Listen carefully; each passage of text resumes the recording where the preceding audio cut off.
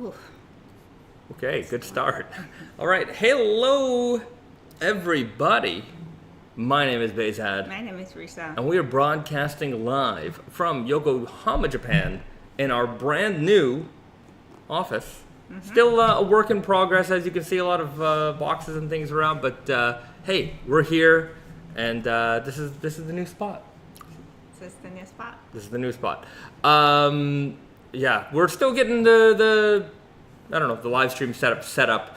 This, I'm sure, it'll continue to evolve as the space evolves. But hey, you know what? That's okay. Anywhere where we've got a connection and a camera, we're gonna live stream to you guys. So it's not a bad setup because you can see all of the office. Yeah, all the things that are going on. Anyhow, we're gonna do a more detailed video of the new space, but you can see there's a lot of shelves back here, all empty. We got some inventory that has arrived. We actually have some inventory arriving today, probably midstream. We'll see how that goes. We've got the samples. We've got a little metal box. One thing I've felt about this space was a lot of this stuff, like we had these same metal racks, and you might remember this metal box from our apartment. It just feels so small in here. Yeah, everything feels small in here. A lot of this stuff was crammed in a little tiny apartment before, and now it's in a much larger space. It feels small, so we feel like we got to fill this space up, but little by little. We will fill it. I think before we know it, all of the fall inventory will come and it'll be like, do we have enough space? Right. Yeah. Well, yeah. Hopefully. I hope so. I think we do. I mean, there's all these. Yeah. Floor space. Right. Jeremy Sim says, so much room for activities. This is true. We can do all kinds of things in here.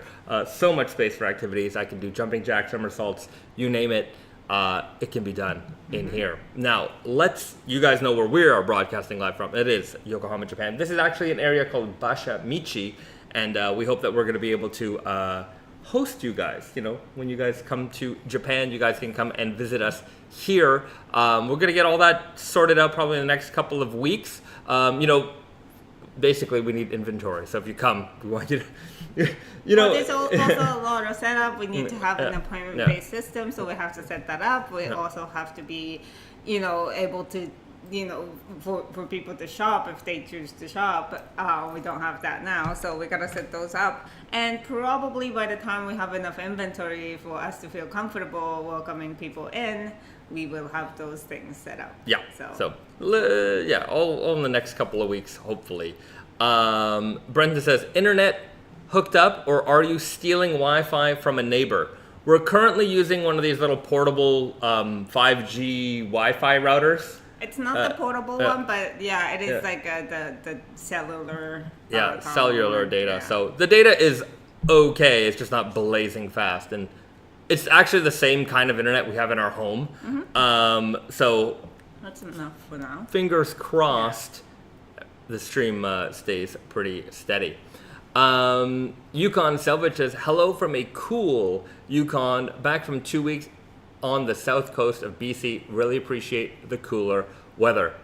Yesterday we had amazingly cooler weather. Yeah, it's probably not as cool as Yukon, but that's true. It just feels like there's a patch of rain coming our way, and it's gonna keep the temperatures sub 30 degrees for a couple of days, but it's been over 30, like in the 35 range for the last little while. There was actually like a flash, I wouldn't call it a flash typhoon, but a flash storm that like swept Japan 2 nights ago, and just it was incredible the amount of rain that fell. Mm-hmm. But yeah, today it's a little gray, which is okay. I'm okay with it.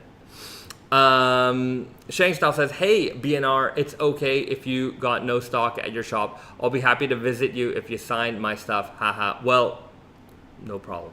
For you come on down, no problem. CamX is tuning in from Calgary, Alberta. Love the new space. Well, thank you very much. I see a lot of familiar faces in the chat. Arif says, hello from Chicago. Excited to see the new office. Also, can't wait for the fall, winter offerings. Yes, they are coming in fast. Yeah, I can't wait. Yeah, we actually received the iron mordant Henleys Yeah, so those have arrived. We just haven't shipped them out yet. We're just waiting for some more stuff so that we can get those out to our retail partners.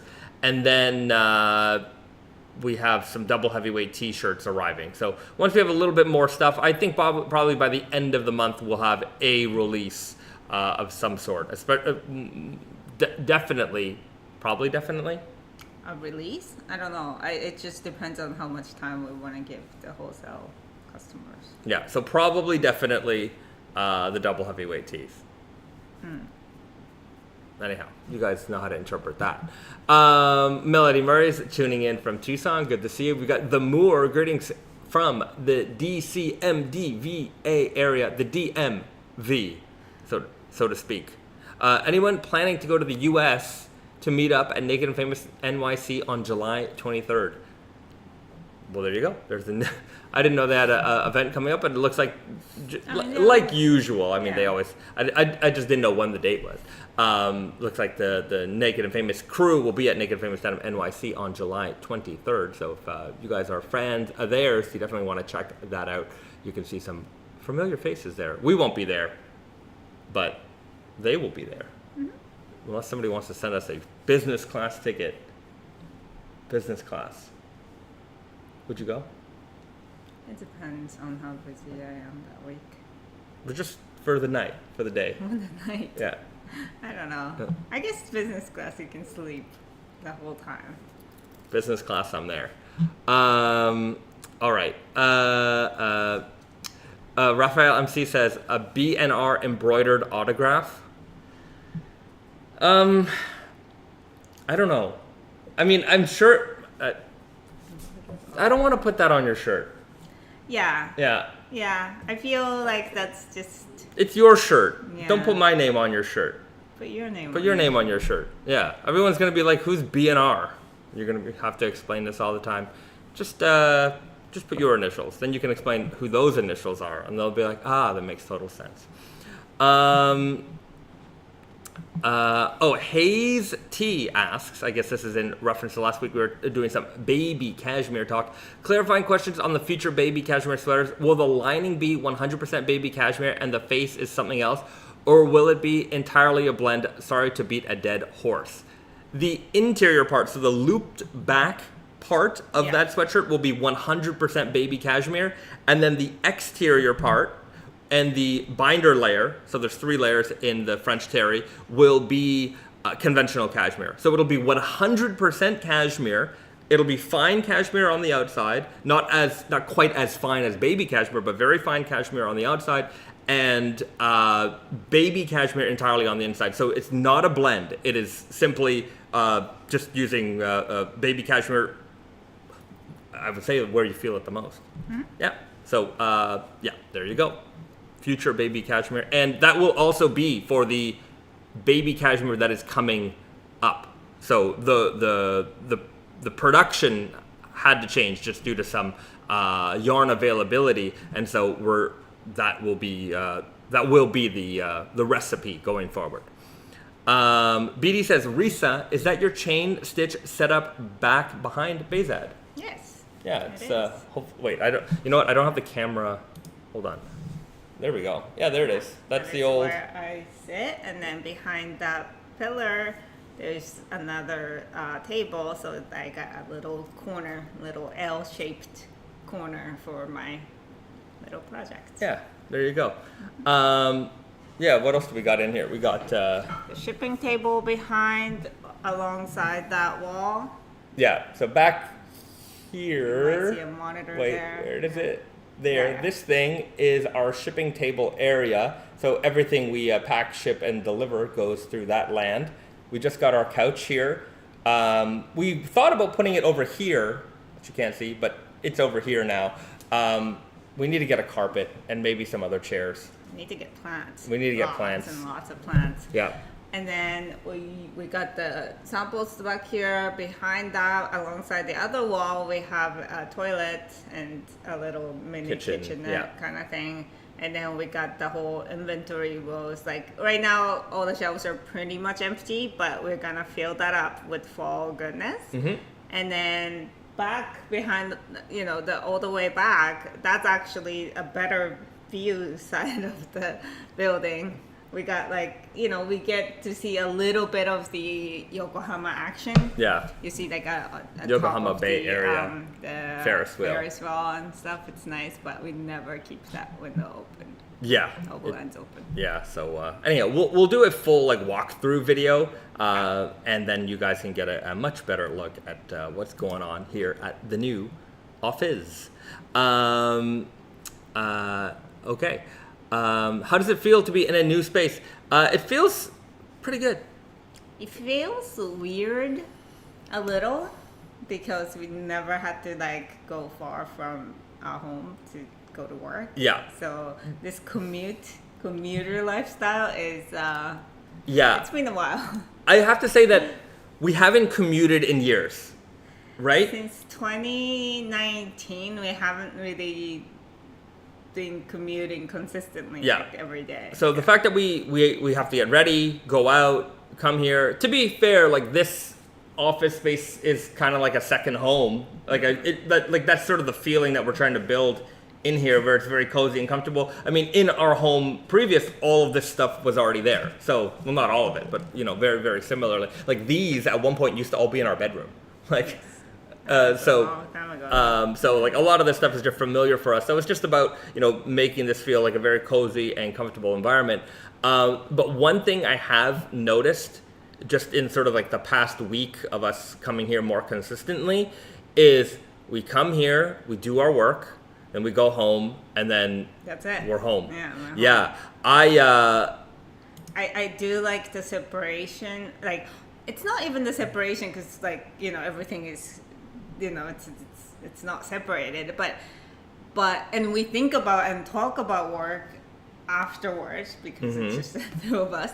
But I do like that there's a line between like I'm at work and then I'm home, making dinner or like just relaxing, hanging out with the cats, that kind of thing. Like usually when it was like work from home time, like it would be morning until sleep where I would sort of be at my desk. Like even if there was nothing to do, sometimes I'd just be refreshing that like customer service window. Like, oh, did an email come through or did I get a reply yet? Like I just felt compelled to be at that desk working.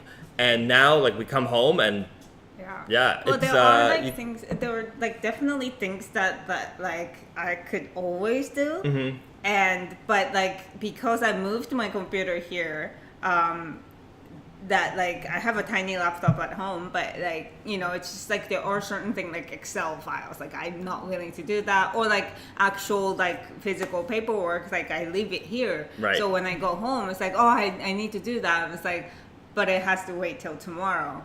And, sometimes it sucks, but other times I feel like that's great that it has to wait till tomorrow. Yeah. I'm not going to go back to work. Right. Shank Style says, it must feel like going back to the office after COVID. 100% work from home. You guys should do 50-50 work from home like my current office arrangement. I mean, to be fair, we make our own hours. So, like, I'll put it to you this way. If I don't have much to do at the office, then whatever little thing I have to do, I'll probably just do it from home. But we'll see how this all works out. But like right now, it's all been like, there's deliveries coming every day. There's always just something to do in here. So once everything's sort of a little bit more settled, we'll see how it goes. But, I still plan on being here often enough, so, especially because this definitely feels like, it'll feel like home. And I also have to say that I think like over the past 5 years, I had, how can I say it? I didn't care about my health so much. And you know what I did? I turned on a long time ago. I got an iPhone and it has like this step counter and it tells you how much you step and has like a little circle.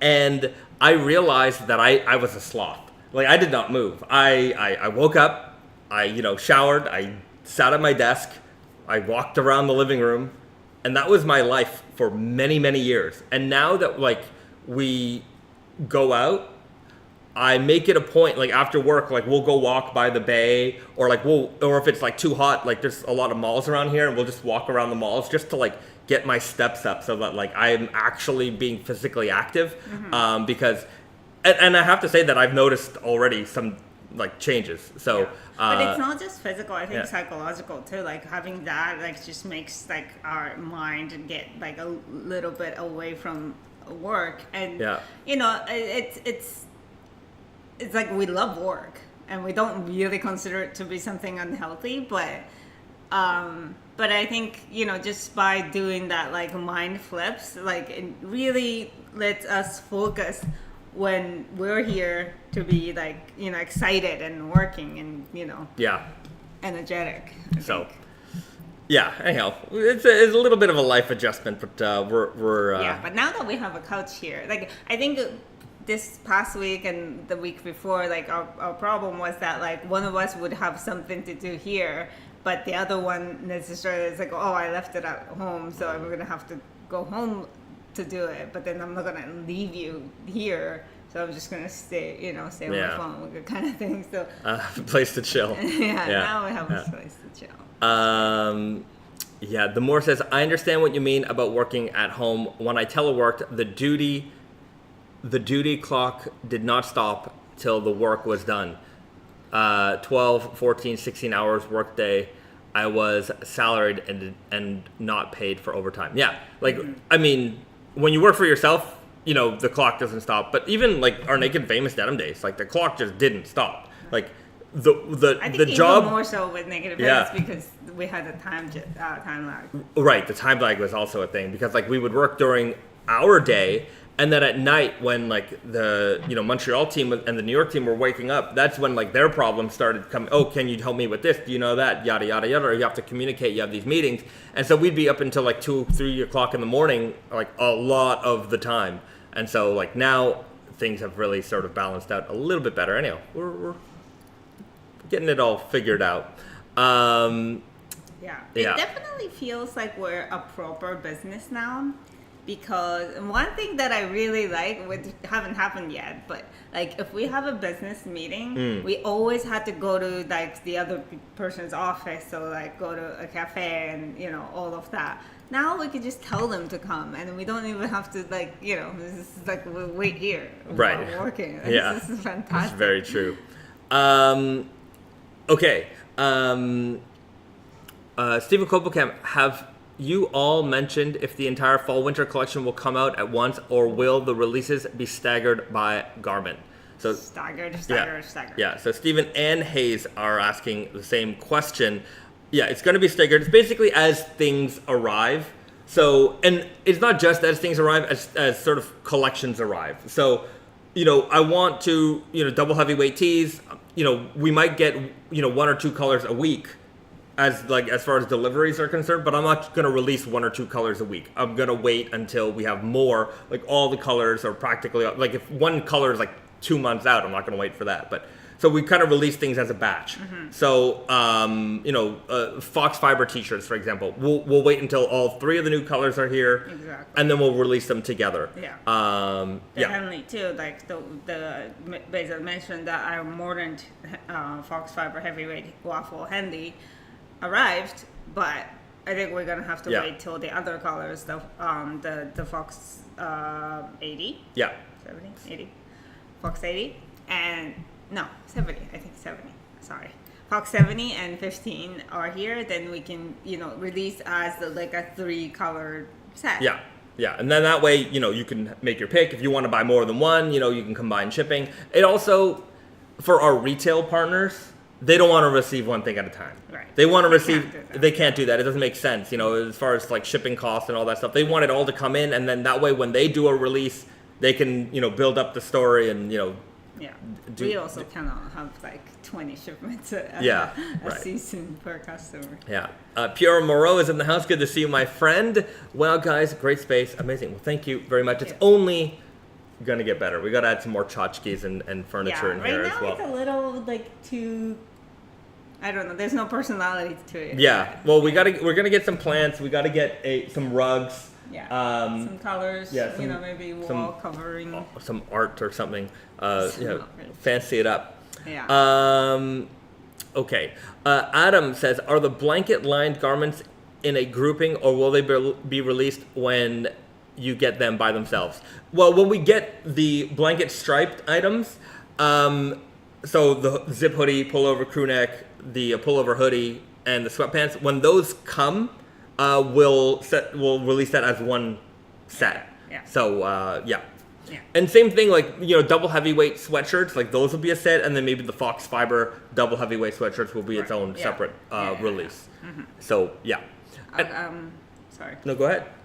Brenton was talking about my T-shirt, and it is a Wonder Looper tee, and it is the Fox 15 T-shirt. If it's correct. This is going to be the new colorway for the FoxFibre Tsuriami T-shirts. The same fabric, but different yarns, different mix of FoxFibre, and it's also going to come in iron molded version. So we're going to have 3 colors. Right. You know what? I want to do a quick mention because I just got these pants, and I think you guys are going to like these pants. So I just got these from Big John. So we were out there. Hold on, you can see them. Let me do this thing. No? Yeah. So you can get a good view of them here. So these chinos, I think they market them as like World War II style, and they're made with FoxFibre. They're selvage. It's like a lightweight 2x1 like twill. Very, very beautiful, and like lightweight, easy for the summer. I saw Sally Fox post them on her Instagram, and like we know the Big John guys. And I was like, why didn't I know about these? And so anyways, we went to the shop, and I had to pick them up. I grabbed them right away. Yeah, and this fit is the slim fit. Yeah, they make 2 fits. So they have like a tapered fit, which is what I'm wearing, which, you know, it's a little bit loose, which I think is nice. Yeah, go back a little so people can see the light. Yeah. Oh. So, yeah, we got a delivery. So it's a tapered fit. It's a little bit loose, but they do have a wide fit, which is quite wide, I would say. I was actually more interested in the wide fit when I knew that they had a wider fit, and I opted for the tapered fit. Arif says, "Oh yeah, I just got those pants too big." I just got those pants too from Big John after Sally Fox posted about them. Well, there you go. So you know, her word is spreading like wildfire. So it's great. So yeah, I think you can get them on the Big John website. There's probably a couple other websites you can find them as well. But just know that they're out there, and they're very nice. They're very lightweight and very easy to wear for the summer. So I've been wearing a lot of like military style pants lately. I have like 3 or 4 pairs of like green army trousers that I rotate through like quite often, and I just needed another color. I had those like blue linen indigo pants, but having the brown in the mix, so it's quite nice, and the wide leg is definitely very nice for the summer. So check them out when you can. On the internet, or BD says, when I visit Japan, I want to go to Big John. We'll be glad to take you. Yeah, it's not too far from us. Yeah. I just wanted to show off 3 color. Oh, the 3 color situation here. The FoxFibre. Yeah, move in a little bit. Yeah. Yeah. So this is the classic 70B, and what I'm wearing is the 15B.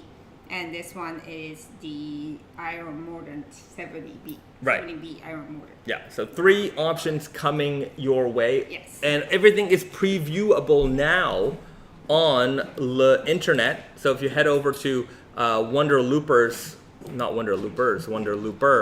That's my French Canadian accent. If you go to wonderlooper.com, there we go. Let's go to the internet. There we are. You can browse the new collection items, so by fit or by fabric. So if you're interested in the FoxFibre Tsuriami tee, you click right here and all the new items pop right up. So they have pricing and product information. We don't have measurements for the new colors yet, but we will have new measurements once the production arrives. We post new measurement charts as productions arrive. So but between the colors it's going to be the same measurements. It's just that like the next coming batch will be rinse washed. Yeah. So we will update the measurements. Well, the last batch of the FoxFibre Tsuriami tee, Fox 70 was rinse washed. Okay. Yeah. Okay. Yeah, it was already rinse washed. Yeah, they should be the same. But anyhow, we do all the measurements. We do them just so you have them. But yeah, you can go to the website now. All the products are available to preview. So feel free to browse the website. And then I did the Henley's waffle, the FoxFibre waffle for Henley's measurements yesterday. I haven't put them up yet, but I will put them up, and so you can maybe soon, early next week. There you go. So check it out. And then there's also that preview video that is on our YouTube channel right now. I know a lot of you have checked it out already. It's been one of our more popular videos. I have to say, one thing might sound controversial out there, but sometimes I spend I spend an odd amount of time trying to make the right thumbnail, and I'm never sure which thumbnails hit and which thumbnails don't hit. And sometimes it's like, oh, if Risa's in the thumbnail, it gets more views. Or if we're both in the thumbnail, sometimes it doesn't get as many views. Or if it's a fabric, it gets views. Or sometimes a different fabric, not as many views. If the logo isn't in the thing, I don't know. I try so many different things, and I don't know. Is it the thumbnail? Is it just the time of the year? Sometimes different times of the year you get more viewers, less viewers. Summer times you tend to get less viewers. Yeah, people have better things to do. That one time I did the Studio Ghibli style art thumbnail, that one got the most views of any recent video, and I'm like, did it get that because the meme was going around, so everyone was clicking on all those? Probably. I don't know. I just don't know. So sometimes I spend an absurd amount of time making this very simple picture, and I don't know if it makes any difference at all. You guys tell me what you guys think. What kind of thumbnails do you like? Is that even a question? I don't know. Anyhow. I mean, it's just probably, I don't know. It's not like we have a humongous channel, so it's hard to pick up a pattern based off of that. Yeah. Because I feel like, if 10 people had engagements, that they couldn't watch us, with that, it might just be a coincidence. Yeah. Somebody asked, Sergeant Sluggle says, are you A/B testing thumbnails? I've done it before, where I've done it, and I don't know. I don't know what works and what doesn't work. Yeah. And I don't want to do. There's sometimes I see very cringy thumbnails on fashion style, YouTube channels, and I'm like, I don't know if I want to do that. I don't want to get there. So anyhow. It's also that whoever would watch Our livelihood is not based off of views YouTube or anything. Views. Yeah. So it's if somebody clicks on it, they're not gonna stick around if they clicked on it because of the thumbnail. So it doesn't really help if we get a couple more views. It's great, but if they're not if they're not sticking around, then, right? I guess that number is not as important as the people who stick around, I guess. Mm-hmm. Steven says it's a seasonal thing, but also. Appreciate products in the thumbnails that will get clicks. Also, Risa gets clicks. Everyone loves Risa. She's the Tammy of Wonder Looper. I'm the Tammy. She used to be the Tammy of. If she's the Tammy of Wonder Looper, she also used to be the Tammy of Naked and Famous. I remember before we left, because there's another guy. I don't know if you ever see him in the video. His name is Sandro, and Sandro and I have a similar aesthetic. He's got longer hair, he's got beard. And I would say similar. If someone were describing us, the description of the human, we're about the same height, we've got a very similar, not too tall, long, dark hair, dark beard, different ethnic background, so it's not a twins, but it's similar. He's Italian. Similar we got a similar skin tone, and me and Tammy are completely different from my perspective, but we're Asian women. Yeah. So. And I said, you guys should do the live stream and just be like there. Pretend like nothing happened. Ever happened. It's like Asian Jim on The Office. Yeah. Just show up, right? And let's see if anyone even notices. But yeah, John Egg says, yeah, it feels a lot of thumbnail. It feels like a lot of thumbnail optimization is around getting kids to click, which wouldn't apply. Mm-hmm. Yeah, I guess that's also true. But you know what we should do, which is, I think, a normal YouTube trick? Ask people to hit the like button. Just if you do it, people do it. So hit that like button, everybody, and it would go a long way, because that, at least, I think, encourages the people who like these kinds of videos to get suggested in their feed. So they're in there. So I appreciate it if you hit the button, and if you don't, I still appreciate you. Yeah. You thought I was going to say you're dead to me, but no, I still love and care for each and every one of you. Yeah. Risco says, Bahzad, what is your background? Bahzad. In Persian, the name is Bahzad. Mine, I do have Persian ancestry, but my mom flipped my name around a little bit, so it is pronounced a little bit different than the traditional Bahzads out there. But yeah, there's some Iranian in this heritage. Salam alaikum, my friends. David Hunter NYC says, I am impressed that the color of Risa's t-shirt is the exact same color as the t-shirt on the website. The white balance on the live video and in your online store is the same. Well, I very much appreciate that. It's very difficult. I'm not gonna say that they're always going to be exactly the same. It's hard, especially these kind of like neutral middle colors. It's hard. Yeah. It's or like whites. Whites can sometimes be a little bit difficult because sometimes they look too optic white, and anyhow. There's a lot of colors that are hard. Shang Style says, Bahzad, for people who have never met you, do they ever guess that you're Canadian? I guess. I mean, I don't know. I mean, I live. Anybody is Canadian? Like if. I would say that when you're in Canada, a lot of people's assumption, if you don't come in with a strong accent, like a strong, like, right, I'm going to say ethnic accent, then people just assume you're from Canada. I think that is the general, like nobody asks, like in my lifetime living in Canada, nobody asks you where you're from in the context of you weren't born here. They're always like, what's your background, right? Like, so I would say that most people in my life have just generally assumed that I'm Canadian. And if you're in America, people would assume you're American too, right? Like, they're not going to ask unless they know I'm Canadian. They're not going to ask. Like, unless you say A, and it's like, A. Bingo. It's the accent. I have the Northeast, I would call it movie English accent. And a lot of us think we don't have an accent, but this is our accent. And it's sort of a neutral, plain English. And it's like a national news accent. Right. So wherever you go and you speak like this, they just assume you're from North America. And if they're America or Canada. Yeah. And if they're clever, they'll know which part. But they have to be pretty clever. There's like the New York accent, there's a California accent, like of course, Southern American like drawl accent, which sometimes mixes in a little bit like with mid Canada. It's not as strong. It's not as strong in Canada, but there are accents from region to region in Canada. BD says, my wife said my accent ramped up when we visited my family in Northern Ontario.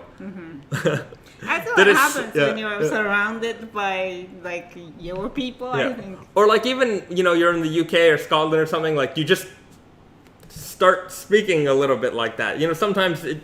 If you're, sometimes that does happen.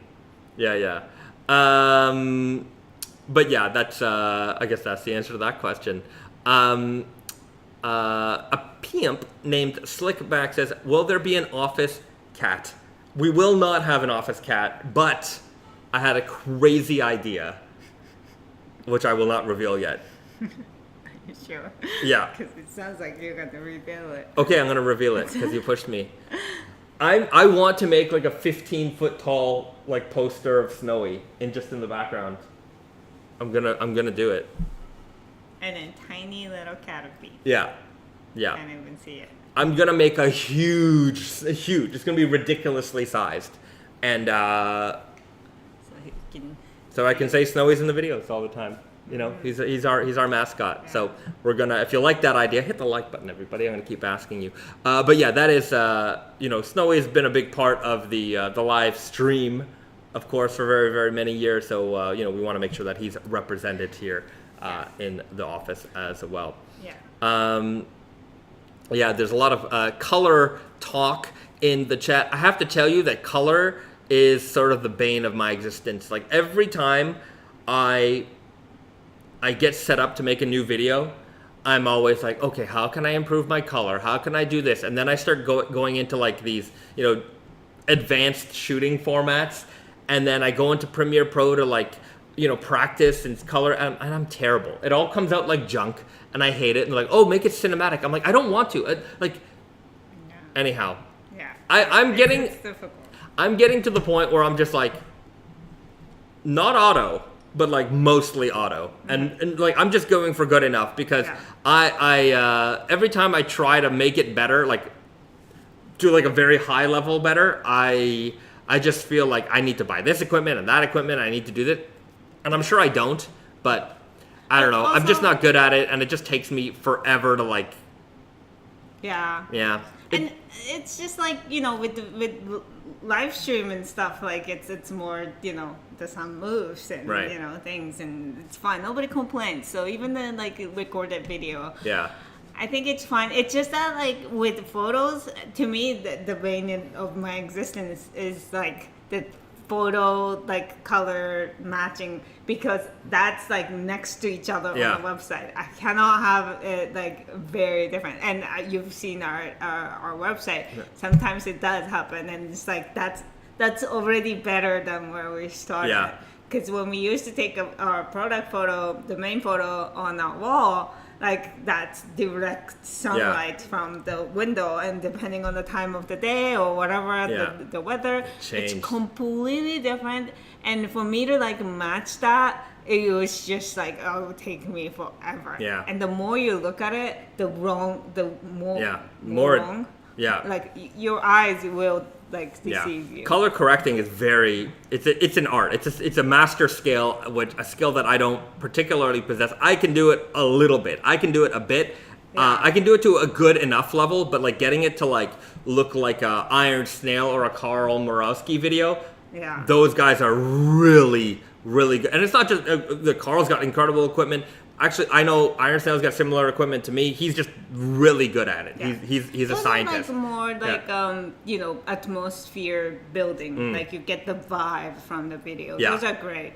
I'm more like just like the parts that bothers me is the like super non-creative part of color matching. You know, it's just like it's not about the vibe. It's just about how close the two picture color would be. Yeah, it's true. Steven says, still hoping for that Iron Snail Carl podcast. That would be... Anyhow, I talk to both of them, you know, semi-regularly, regularly. No, I wouldn't say regularly, semi-regularly. I'm, you know, we message each other every now and then. But yeah, it's always like, we got to do something. And then it's all me. It's all me. I never make it. I never make it happen. This is Taco One says, Michael from Iron Snail is great at filming and directing. What a gem. He is a real gem. A true, I was about to say diamond in the rough, but it's not in the rough. He's just a diamond. He's a golden boy. Shining star. Yeah, shining star. He's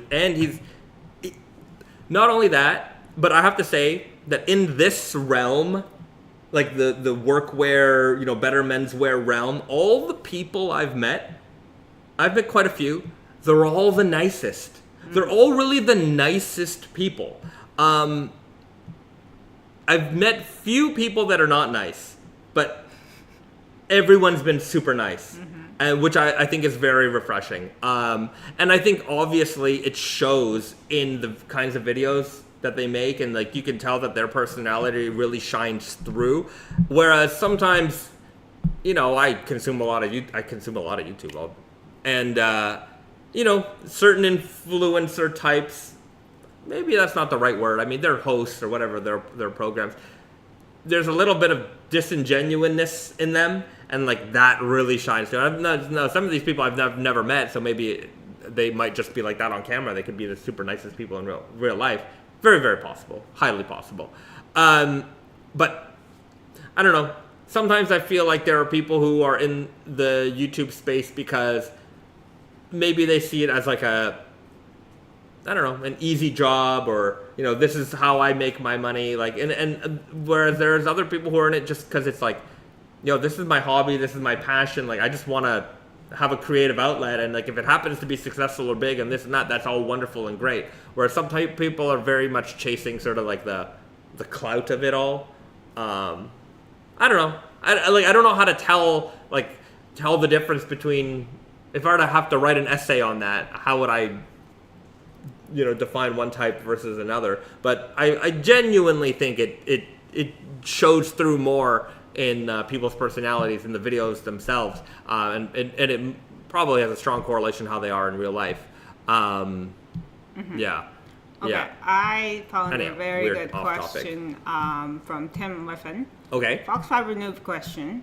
Because of the shorter staple and the general obsession with longer staple outside of FoxFibre, what are the compromises? Do we expect less softness and durability? Great question. FoxFibre is a shorter staple cotton, but the way they make these yarns is they never have, well, it's possible, but they don't usually make 100% FoxFibre cotton yarns. It's usually for a blend. T-shirts, especially like or clothing. They blend it. So like this one is Fox 15. That means 15% FoxFibre. The higher contents ones are 70% FoxFibre, and that means the rest, like 30%, or in this case 85%, is a longer, like extra long staple fiber cotton. So they usually mix either Ultimate Pima, which is the American organically grown extra long staple fiber cotton, or Supima, American, also ELS cotton. So that just kind of balances out. And I have to say that like these t-shirts are really, really soft. And, you know, obviously it's not the same as 100% Ultimate Pima that we have. Yeah. But it is very not like uncomfortable. You don't feel the short stapleness of this cotton in these t-shirts. Yeah. They, sometimes you do feel a little bit of the seed in these. Yeah, well, that's because it's not, you know. Right. But they also, like, it's kind of like even with denim, sometimes when you use a shorter staple cotton, you get sort of that more tough feel like out of it. Dry touch. Yeah. So different fiber lengths can produce different qualities. And so ultimately, you know, an extra long staple is generally will give you a silkier, smoother touch, but sometimes you don't want a silky, smooth touch t-shirt. Sometimes you want that, you know, drier, beefier touch. So it also has to do with like the way that you know, the cotton is spun, and then there's also finishing and knitting. So a lot of the little different aspects of the material and how it's used, how it's spun, will ultimately result in how the fabric is going to wear and hold up. Yeah. So really, I feel like what we try to do by using, you know, FoxFibre, Ultimate Pima, or like the varieties of cottons that we use, is to try and create, you know, different flavors of, you know, it's like Baskin Robbins, 31 flavors. You know, there's ice cream, but there's so many different varieties of ice cream. And sometimes you want things to be sweet, sometimes you want them to be salty, or this, that, fruity. So that's what we're trying to pull out. So when we use a cotton like this, you know, obviously the natural color is what we really want to show off. But at the very least, and while it might be a shorter staple cotton, it is still long enough to be used for, you know, knitwear production. So at the very least, it meets that standard.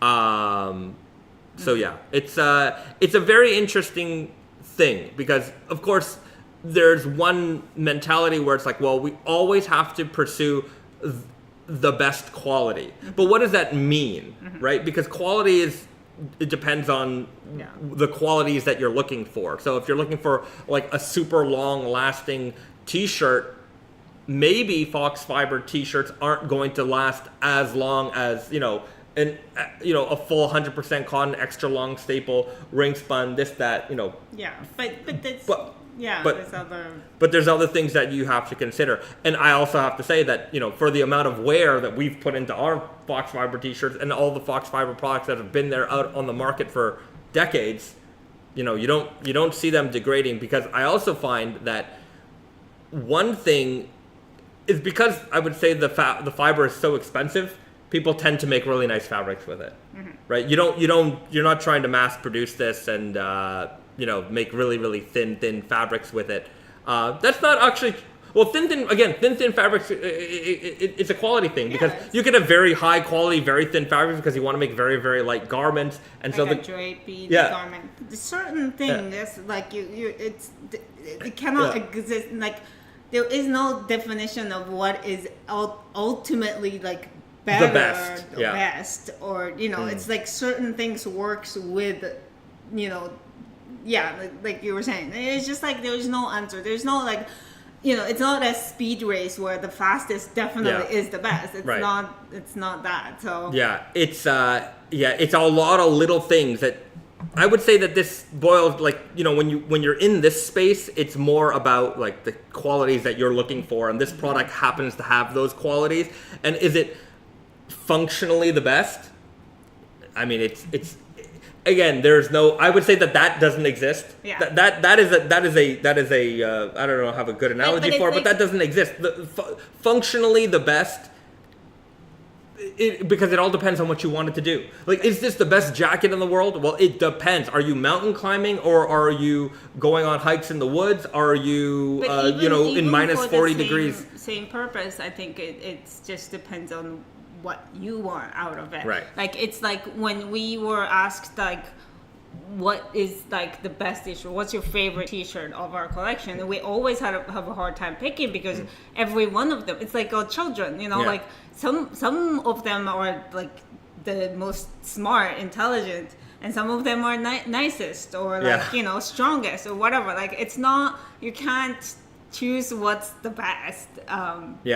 It's a very interesting question, because like sometimes I'll be in like Reddit, and people are discussing, what's the best t-shirt, or what's the best jeans, or and like sometimes I see the comments, and I'm not gonna, this is an amalgamation of comments, I'll just whatever my memory is sort of bringing up, but it's just sometimes the comments are like, this is the best t-shirt, or that's the best t-shirt, and like you're comparing two very, very different t-shirts. There's one that's a very like heavyweight, and one's like an ultra lightweight, or like maybe the point of this particular t-shirt was to create a very, very vintage style t-shirt, and they did that really, really well, versus like a t-shirt that is meant for some other purpose, right? So it's hard to compare these things, and it's like, what do you want to get out of that t-shirt, and does it deliver that for you? And, what I would say the other thing is that when you're in this space, because you're making all these niche products, instead of making one, 50 million batch run of the same t-shirt, of course there's like the diminishing returns in this realm. But of course, I would say that anybody who's tuning into this, or anybody who's an enthusiast, obviously understands the laws of diminishing returns. And sometimes you just want what you want, and it costs a little bit more.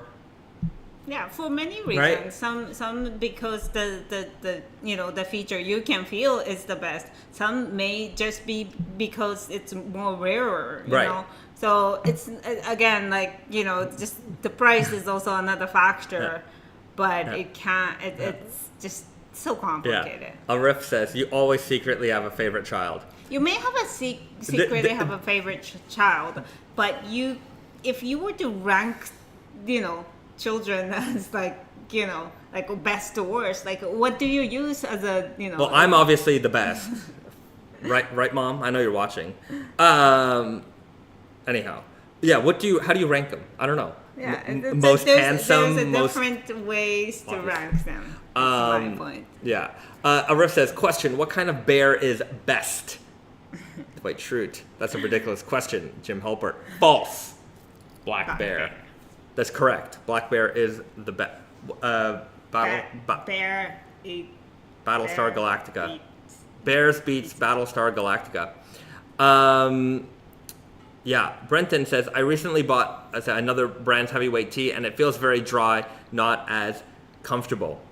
Yeah. Yeah, but I would say some people really like that. And so it's like, I think, sometimes when you pursue like American vintage like a lot, because American, old, like, we've had this debate here with like fabric suppliers and stuff, because sometimes we're looking for vintage. Yeah. And what they do, sometimes they pull out these fabrics and they're like, okay, like we can make it like this. And like really dry. And they're like, yeah, this is real American vintage style. And we're like, yes, it is. Yes, it is. And so we moved past that. Yeah. But like my preference is, I don't mind a little bit of a dry touch. Yeah. But I want it to be a little bit softer and smoother. Yeah. And sometimes like, in the Japanese vintage realm, they're very concerned about like authenticity, right? Like, is it made the real way? And so does it feel the same way? Yeah. And so they pursue that until they get it. Whether or not it's like, quote unquote, the best in terms of quality isn't necessarily the point. The point in this realm is like, is it the best in terms of being authentically repro? Yeah. This is right?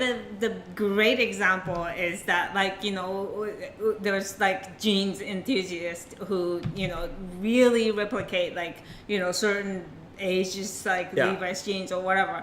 And then when they get so like into it that they would have to like adjust the like stitch length or like tension on the machine to make it worse, to make it like irregular stitching. Yeah. Because that was just like the way that they didn't intentionally back then the quality control wasn't there, that they wanted like the even stitching. It was just like, just stitch it, and there's no benefit to it other than it looks junky. It looks like I love it. I love it too to an extent, but it was just like sometimes it gets too ridiculous. I've seen guys making like type 2 or type 1 jackets with the front pleats, and then so they have these little box stitches, right? And they're like, back in the day, they didn't have like automated machines that did this, and they just did it by eye.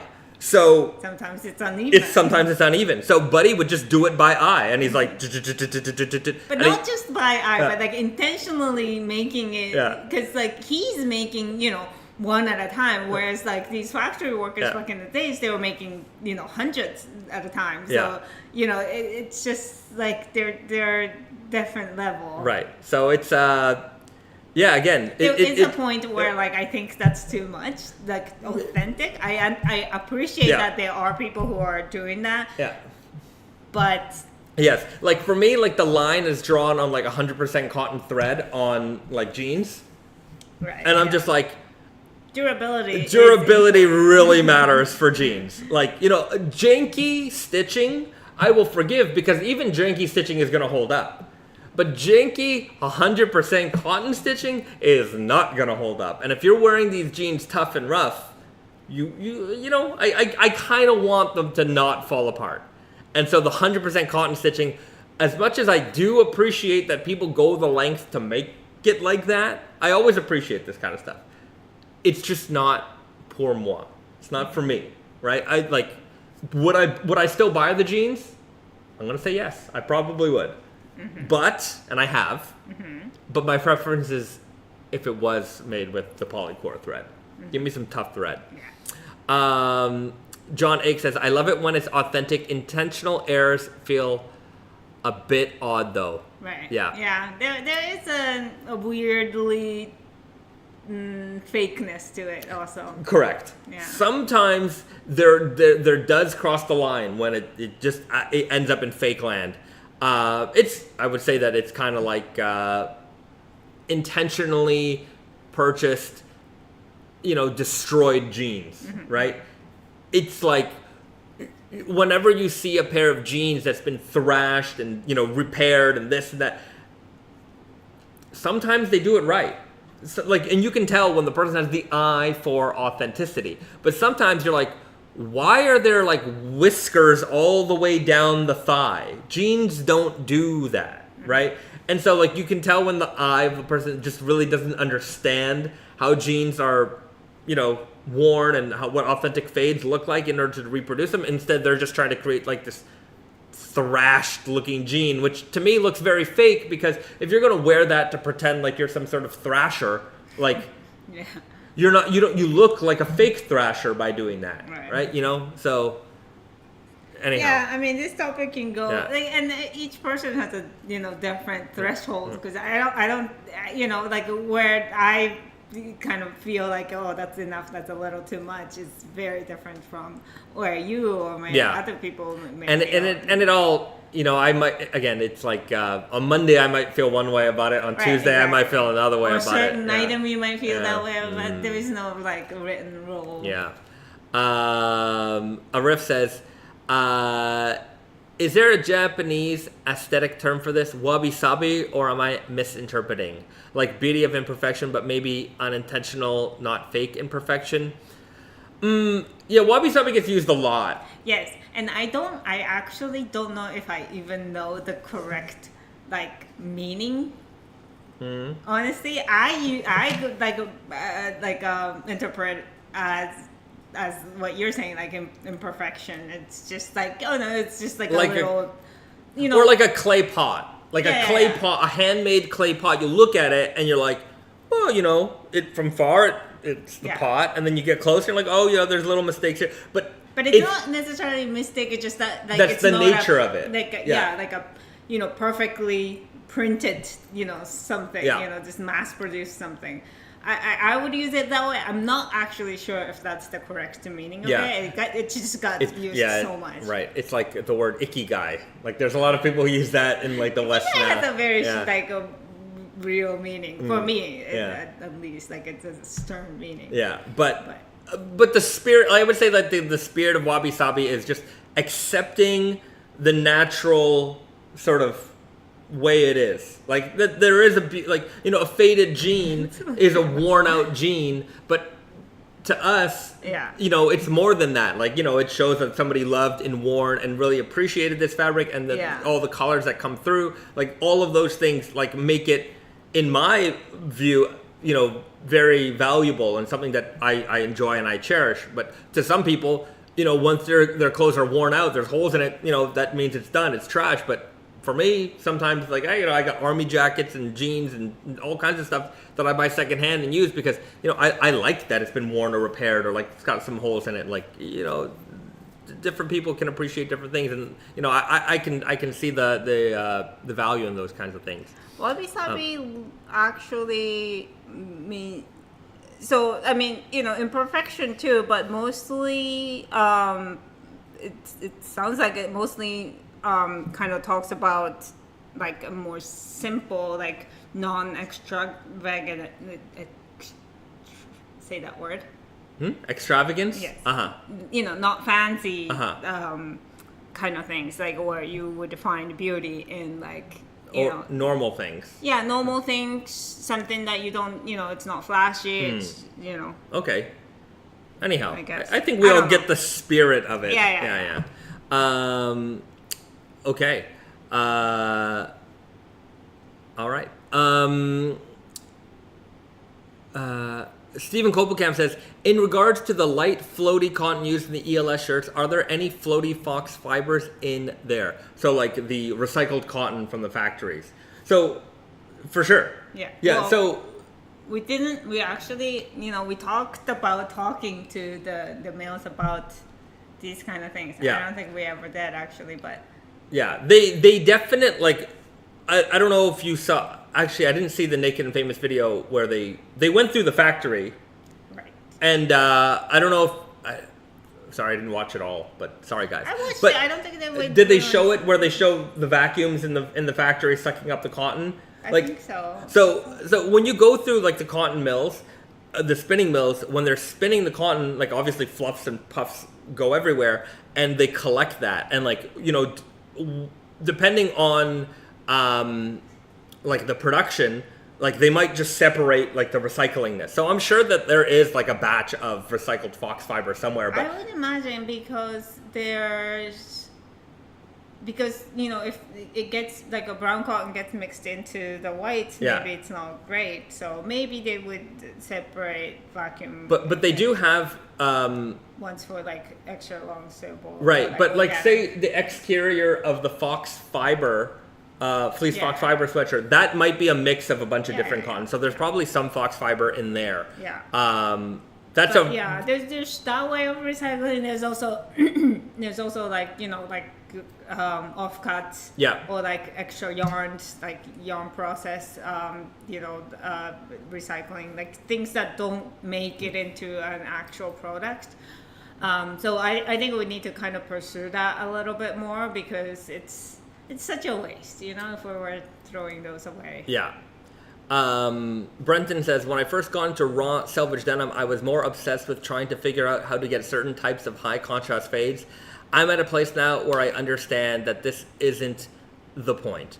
I would say that the point is to enjoy and wear your jeans. Point is what you make it a point. Yeah. But I also get it. Like, I think especially raw denim, people like getting with a certain sets of like, this is what I want to achieve. But then like you have to, it takes so long and so much of your, like daily life to, to put into the jeans. Yeah.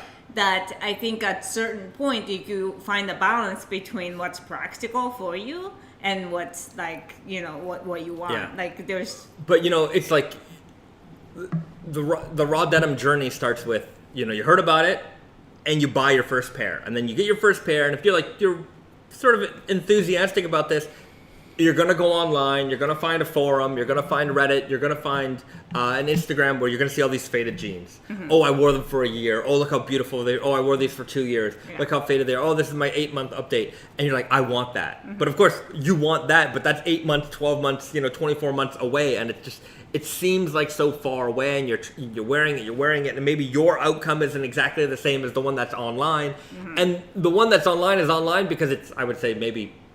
people like to show their success, right? Yeah. So there's a lot of people out there who maybe 6 or 8 months down the line of like consistent wear, maybe it doesn't look as great. So like you get sort of maybe an impression that, oh, maybe I'm doing something's wrong, or everyone's getting it but me. Don't feel that way. You certainly just, it takes a little bit more time, it takes more effort, but ultimately, I think it's nice to have a nicely worn faded pair that you did by yourself. So just keep going at it and keep wearing it.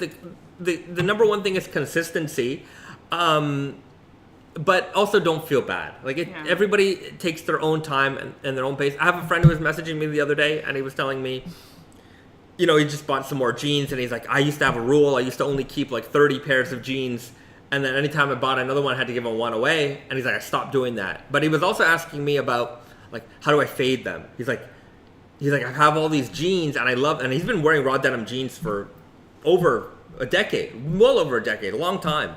And he's like, I still don't have a really, really faded one. I'm like, yeah, that's because you rotate your jeans. He's like, the thing with him is he likes wearing all of his jeans. Mm-hmm. And I'm like, if you have 30 pairs in the closet and you're constantly changing them, wearing them, you're never putting enough time in there. You're never gonna have a faded one. Like, you have to dedicate your time to one pair. He's like, no, I gotta use them all. I'm like, then you know what? Don't worry about it, right? Like, there's no right way to enjoy raw denim jeans.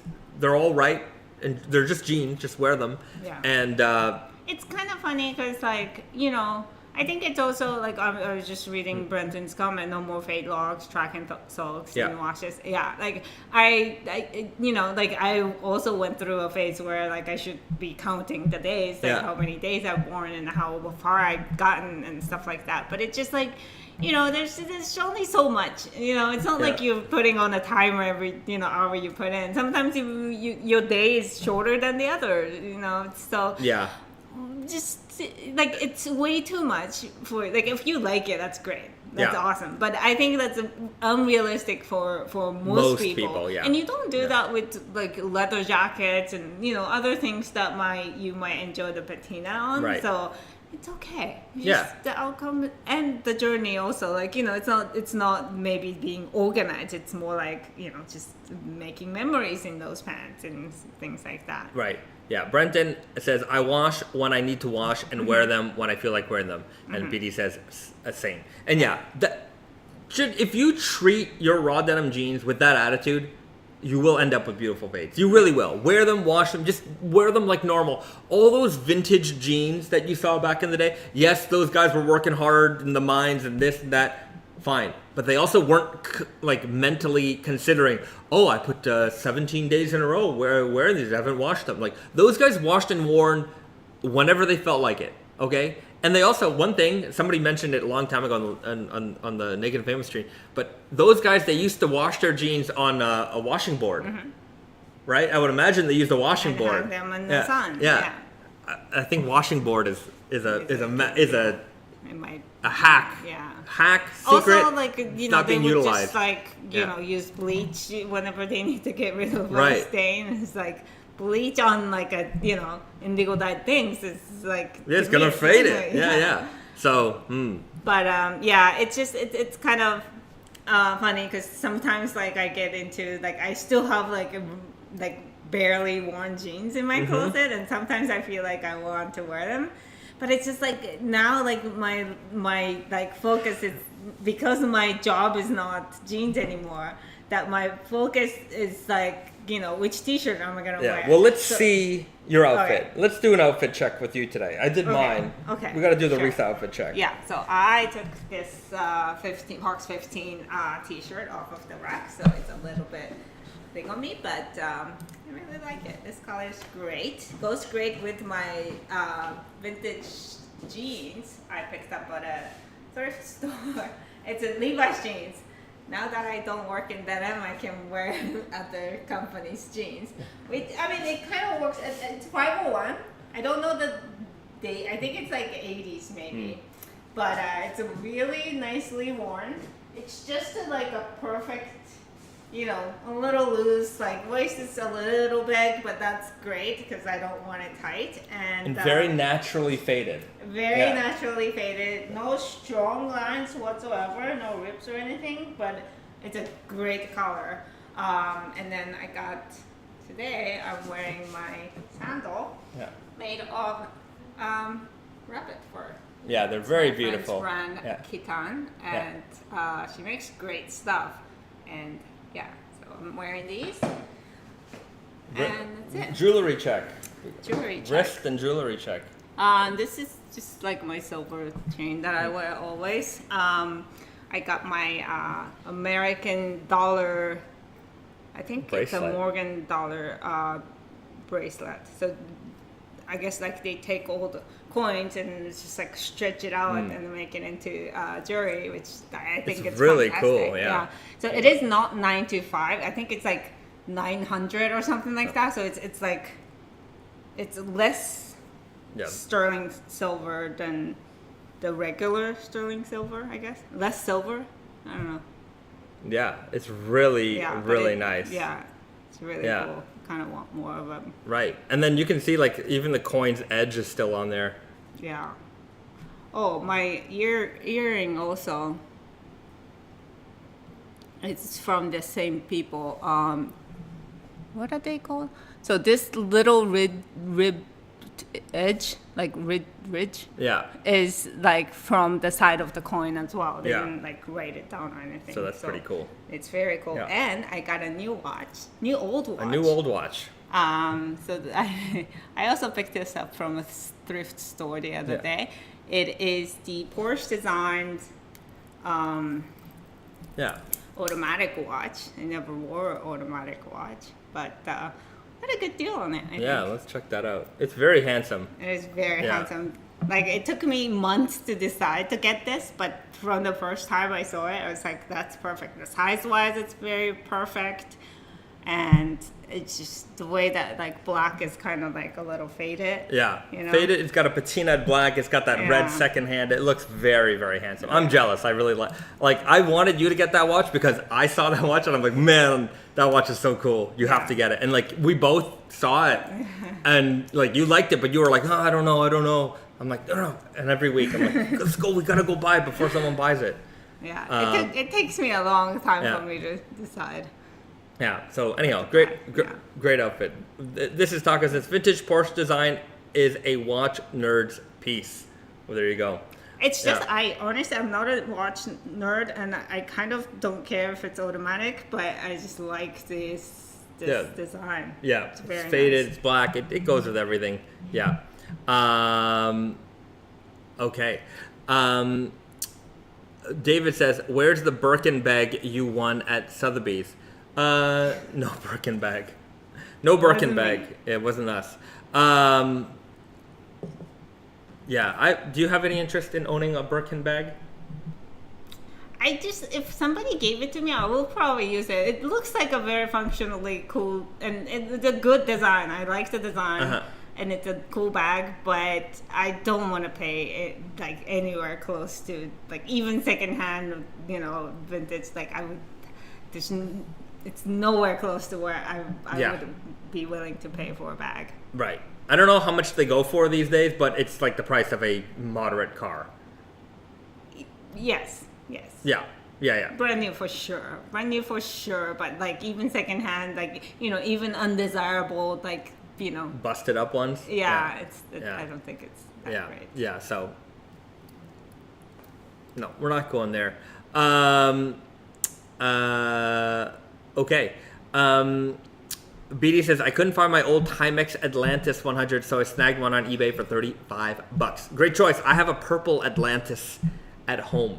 I've also bought something that I used to own that I, got rid of somehow, like the same exact one on like, eBay or whatever, things like that. It's kind of sad, but it's also, just... It's nice. It's nice that you can find it again. Yeah. You know what I've been looking on eBay lately for? A NeXTCube. Like an old, before when Steve Jobs had his own, after Apple, he had a computer company called Next. And I've been into like retro computing lately. And I always wanted a Silicon Graphics machine just because, those machines were the ones that made like games like Donkey Kong Country and Killer Instinct and like Toy Story. So I really wanted one of those. And then the Next machines, they used those to make things like Doom. And I'm just like, man, and I just like the designs of them, but I have nowhere to put them, and I think they'll take up a lot of space. But I don't know. I've just been eyeing them a lot lately. I don't know if there's any old computer nerds out there, but yeah, a NeXTCube. I also just like the logo a lot. Somebody talked about the belt, and I forgot to mention this belt. This is also our friend is selling these belts. It's the Tory Leathers, like American leather company's belt. I got this from our friends at Yucatan. Yeah. Such a good belt. Yeah. Okay. John Ake says to Yukon Salvage, small businesses that make products with actual quality over name recognition are leaps and bounds ahead of the rest. Yes, I think that our realm is delivering a lot of good value for their customers. They have a much tighter relationship with their customers. To be fair, those big luxury houses also have very tight relationships with their customers, but it's the high roller, like mega high roller customers. Like, they're the ones that they can invite and be like, hey, we have a $25,000 bag we'd like you to buy. Are you interested? Because we have 3 of them. And if you don't buy it, then, some other high roller is going to buy it. Mm-hmm. And so they do that a lot. Like I said, they definitely cater to an audience, but that audience ain't, you. Yeah. And they're all, anyhow. I mean, as far as like the things that we like versus, a giant logo, Well, in our realm, like if we know the people, then like they can tell us what's so amazing about, what they're doing. And, sometimes like we, make friends with brands that we never really like, I don't personally wear it kind of thing. But, if it's like, it's extra nice if you're buying from somebody because I feel like that's just the nature of things. But that's also like just I think the nature of the generation that we're in. The big establishment, everything is starting to like lose its sort of grip on everything. Department stores are not as important as anymore. Even news. You have the nightly news. Well, the nightly news is competing with like 1,000 YouTube channels, all delivering different perspectives on the news. And independent journalists out there all over the world, and they can tell you the story as it's happening. They might be live streaming the story. Like so in every way, people, and I think it's natural, people are rushing towards like the good, right? And so if it's clear that this maker or this, the local pizza spot, how many places, just think about pizza, right?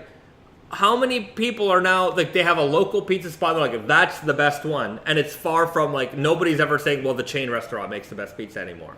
I don't know if that was ever the case, but, like, it's just, like, it's such a no-brainer that, like, clearly the guy who makes, pizza in his garage and sells it to the public makes better pizza than the established multi-gajillion dollar corporation. Like, well, I think it's also sometimes, like, people, like, kind of want to, like, because the gazillion dollar corporations don't need me to, like, be recommending to everybody too. So it's like, I think there's also that where it's like you feel a sense of, because I appreciate what they're doing, like I feel a sense of responsibility to promote them, like, or support them a little bit, at least in a small way. But it's like I feel like your money goes further with the smaller establishments. Than, but it's just, I feel like people,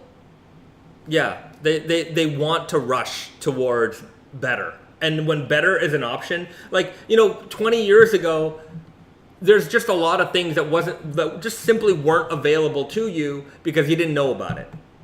Right? It's not that it didn't exist in the world, or, 25 years ago, a brand like Wonder Looper, how could it possibly exist? It just couldn't exist because the means of getting this product to you would have been, the mountain would have been so high. And so that's why brands like the department stores and the chain stores, that's why those guys won, because it was like, well, what were my options? My options were, well, what I know. And what I know is whoever has the most billboards or magazine ads or commercial space, that's what I know. But now I'm on the same platform, YouTube, Instagram, whatever it is, as all of these mega companies.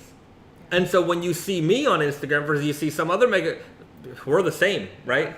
So now you can make a choice. You can say, okay, well, that looks plain and generic. And wait, what's going on here, right? That's interesting. Or maybe you don't care, right? Fine. But the point is that, like, more people are actively able to make choices for themselves rather than, being limited by the choices that they're offered, that they're given. Yeah. And, you discover, like, you may just, like, sometimes it happens with, like, food a lot to me, especially because when you go into, like, a major, like, supermarket, all the products are the same and, made from, like, big corporations, and they were fine. Like, I'm satisfied with it. But then, like, you walk into, like, a random little place where it's just, like, the products that they have may not be something that I've ever seen before. Right. And then you just find it, and it's like, okay, this is amazing. Yeah. And then, it's just like you have to seek out, and it's, one moment that I really remember something like that was we were in Hawaii, and we were in Maui, and we were going up the mountain. I forget what the name was. But as we were going up, there was a bee farm. Is it a bee farm? Anyway, whatever it is. They make honey there. Bee honey farm. Honey farm, bee farm, whatever it is. And so we go up, and they have all the different kinds of honey. As you go to different farmers markets, there's always, like, the honey people. And this one was amazing because they're like, this is winter honey. This is summer honey. And I'm like, wait a minute. I've never heard of this before in my life. Yeah. And they're like, check this out. And then they let us honey taste. was It was good. amazing. Like, that was the best honey. Yeah. Like, I've had fancy honey before, but that was really the best. Summer honey, winter honey from, like, Hawaiian mountainous. It was amazing. And I'm like, they only, they don't sell it. Maybe they sell it in local shops or whatever. But it's like, man, what an amazing product that they had. Yeah, and I bet that I didn't even try because I'm, like, almost certain that they do not ship to Japan. Like, they might ship within the country, but you need to know. And then it's there's so much like in the world, and there's so many people with so many different like interests and like, you know, taste. That like a brand like us, like obviously we're never gonna be like, you know, like just like everybody's gonna know our name. Kind of brand, but we can exist because, you know, we're not gonna have hundreds of stores. We're just the, you know, two of us, and we do everything we can. And I do like this way of like, you know, world, like this economy. This new economy is very. I think it's gonna grow. I think, and it's not something that can be replicated. Like, you know, the big corporation can't take a look at this and replicate it. They always do. Like, not us per se, but they always try to like be the cooler, independent route. I don't know. But they never really like they can't fool. They can't fool everybody. It's like, you know, their version of it is gonna be like, you know, some. It's like I look at the grocery store and you're like. Some orange juice and it's like, you know, Huckberry Farms, you know, like they'll try to make it sound all homey and whatever, but like it's so transparent and like at some point you're just like, you know, I'm not buying it because of the marketing, right? I just need some orange juice. But you know, that's how they would do it. It would try to make it look cool and homey, but it would just be so obvious. It would be so obvious. But again, this is the type of economy. It's a win-win for consumers and also like, you know, brands and people who are making stuff too, businesses. So I do like it. John Chan says, who are some of your favorite smaller Japanese denim and jewelry makers? Japanese jewelry makers. This is a Japanese jewelry maker, even though they make American. They're called. Can't remember. Well, you know, we'll have to find it, put it in the chat app, in the comments. Northworks. Northworks? I think so. Hold on, let me see. Northworks, yes. Okay, I'm gonna look it up. We're gonna do a shout out right here. Northworks.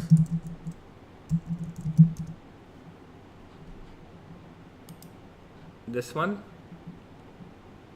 Yes. Okay, so we're here we go. Let's go. Let's do it. They did recently something with like Levi's actually. So Northworks dash Fussa, Fussa. So check that out. And then their products, they make all kinds of fun and interesting products. So I want to support this brand. Bracelet. We should buy something. So check them out. They have some really neat stuff. I was gonna say the one that I like, Kurono Tokyo. And so these guys make watches. So for jewelry, I mean, this is watches, it is jewelry, but Kurono Tokyo. So this is like an independent watchmaker here, and they make some very beautiful watches. And I have to say that their prices are in the reasonable land. Like, they're expensive watches, but they're not like, you're not, like, let me put it this way. If you bought a car for the price of one of these watches, that car would not even have doors on it. Maybe it would. But they're not the most expensive in the world. And like the owner, like, this is sort of his like budget line, because he makes a lot of watches by hands, like very, very meticulously. And like those watches go for like the price of a house. But these watches are much more affordable, and they have like his stamp. You know, he designs them. He uses other movements that are made by like other Japanese companies, but he has them like made to his sort of spec or modified to his spec.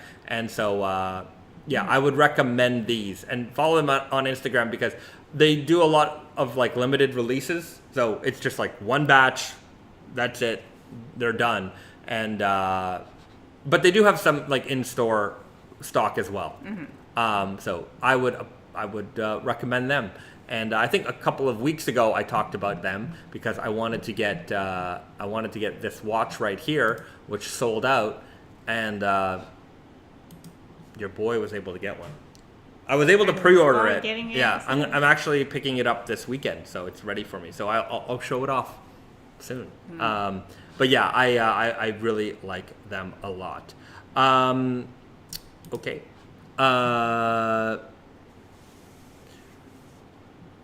There's another watch. So if you like G-Shocks, hold on. these guys make custom G-Shocks. I'm gonna show them off too because I think they're pretty cool. I don't own one yet because they sell out very, very fast. They're very, very fast to sell out. Hold on. I don't know how to say it. Like Damue. I'm not sure. So they have their own take on a G-Shock square, which are these ones here. And then they do these cases. So they have like a carbon case, like silver, titanium. And I think they release them like once a month. And they sell out in seconds. Alrighty. Yeah. So you have to put your own. No, it comes with it. Oh, it comes with it. You could change it out, but it comes with sort of a basic G-Shock. But like you're basically paying for the case. So the prices go from like they're not the most expensive thing in the world, but they're also not the cheapest thing in the world. You know, and it is to modify a G-Shock, but. If you like G-Shocks like I do, having something like this would be very nice. And I'm interested in something like this. Or I have a carbon G-Shock, which is like what I'm wearing right now. So I don't need another one. But the titanium one here, or like this like vintage steel that they have, that is very handsome looking. I think that looks very nice. So cool. There you go. There's some jewelry recommendations for you right there. Wait, Brendan says, I heard that there was a made in Japan Shiba themed G-Shock. Need to find one. Oh, really? Shiba? Like a Shiba Inu G-Shock? Really? If there is, I'll keep an eye out for you. Brendan says, I've also seen someone who replaces the G-Shock window panels with colors and designs. Yes, that is something you can modify. Actually, on the G-Shock website, I don't know if in America they do it, but on the Japanese website, they have custom G-Shock. So you can order custom, and you can put like graphics or like letters or something behind the window. So there are ways to do that as well. Yukon Selvage says, that is cool. I like watches, but as a data nerd, I need the fitness watches. I hear you. I hear you because I'm very much in a flux about that. Like I never had. Actually, I did have a smartwatch once. I had a Samsung Galaxy Gear Gen 1 watch, first generation Samsung smartwatch. I wore it for like a day or two, not very long, and I hated the idea of having to charge this thing every day. I was at a point where like I don't wear a watch. I wasn't wearing watches. So I put this on and I'm like, okay. And I'm like, okay, so I got to charge this every day. And I'm like, what can I do? I got a message here and then I got to take out my phone and answer. Like, what's the point? I just didn't see the point of it, right? But nowadays I see it because I'm like, now I'm like tracking my steps. And I think that's actually the most important thing for me. Everything else, like I'm not going to use it to change my music or like to answer messages. I don't. Change my music maybe, but like I definitely don't want messages and calls like aspects of it. Like this is enough. Like sometimes I wanna walk away from it. Yeah. So I saw that Sony had this thing where it had like a smart clasp, but I think they don't make that anymore, and I don't know how advanced it was. Oh, you attach to a regular watch. Yeah, so you attach it on a regular watch. So I've seen like guys here in Japan, they have like fancy Rolexes and stuff, and then they have the smart clasp, and then the clasp had a little screen. That makes sense. Yeah, and so if I could get something like that would just do like a good like health thing. But I feel like Fitbit or like one of those people would have like a, not a full on like watch type thing, like, like, but just like kind of a bracelet with things that tracks. If somebody did the Nike Fuel Band again, that one was great because better like because the Fuel Band felt more like a bracelet, and I don't want another protrusion on my wrist like a watch, because if I have to wear like the watch that I like and a fitness thing, I want it to just be like a, live strong, that was great. I loved it. That like graphic was great too. Like it's just so. I really loved the Nike Fuel Band. I loved it. It was a great product. Yeah, but it did suck. Keeping track of steps and also just the material. It got gunky. I think also they have like rings now, right? Yeah, I don't want to wear a ring. Brenton says he's suggesting a ring. I don't want to wear a ring. I wear the thinnest ring possible, I don't want a big thick ring on. It'll drive me crazy. I think it's just a matter of getting used to it, though. But you know what? Not that I game a lot, but when I do, I feel it. I don't want any distractions on the controller. You don't have to worry. No, I wear it, but this is fine. It's thin. I'm not forcing you to wear. Yeah.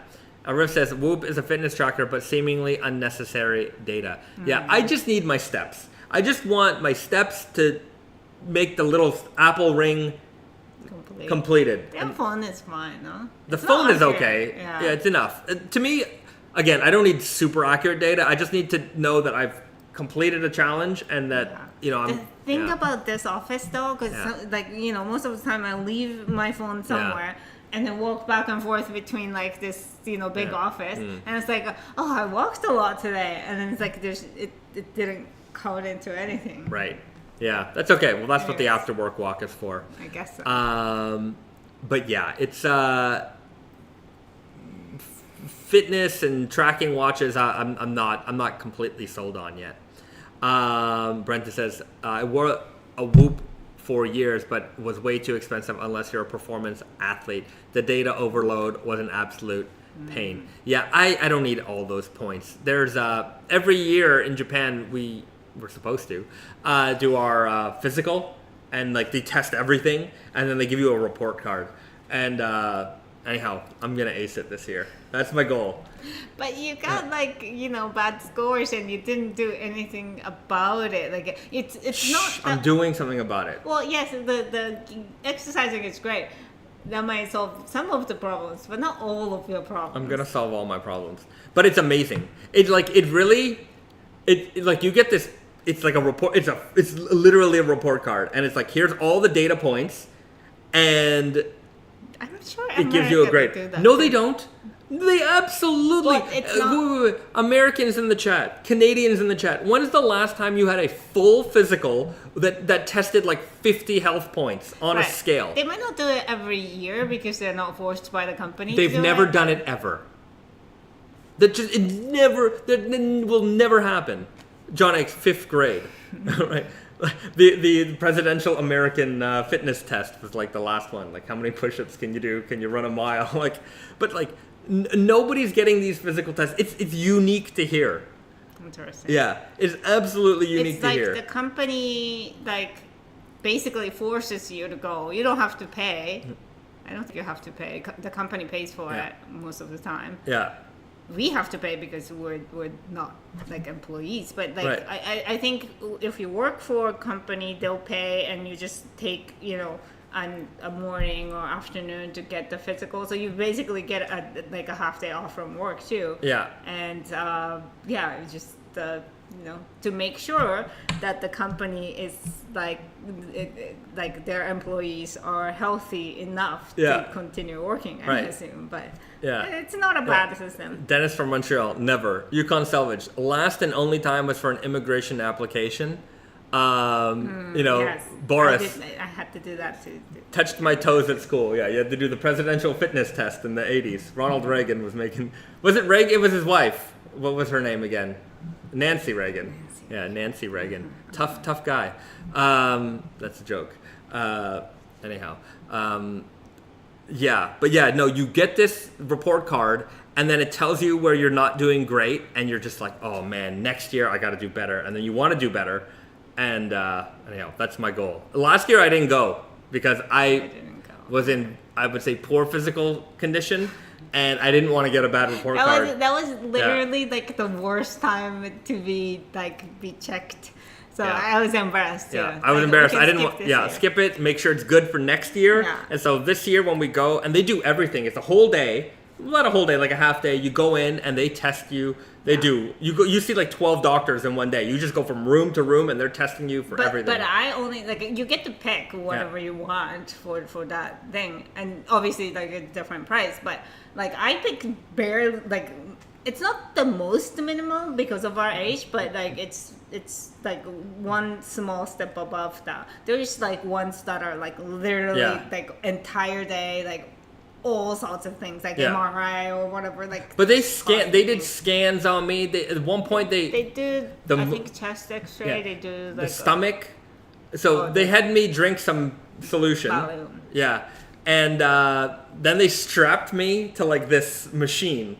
And then it was just like this machine, like I was strapped in, they're like, hold on. And it was just like bending me, like it flipped me upside down and then it like spun me around. And it just made sure like the coating was like. So instead of swallowing the stomach camera to see the inside of your organs, they would give you a liquid so that if the liquid coats your inside, they can like, I think it's some kind of X-ray. They had an X-ray on your stomach as you're flipping around. Can see it. Yeah. But if the liquid has to coat like all of the walls, that means like it needs to just like you flip you around. Yeah. It's pretty fun. It's kind of like fun. Space camp. Yeah. It was amazing. They're like, all right, this is. And then like turn to the side and hold on, and then they flip you around. It was crazy, but it's anyhow. I just thought it was amazing. It's a great service and thing that they do here in Japan quite commonly. People are asking about the hangers. I'm gonna show you the hangers. Okay, people love these hangers, huh? It is actually very like simple and light. And it's actually not very expensive, but the only thing that I hate about it is that it comes in 3 packs, and the sticker that holds them together is impossible to remove clean. Yeah. So hold on. Here's an example of the 3-pack.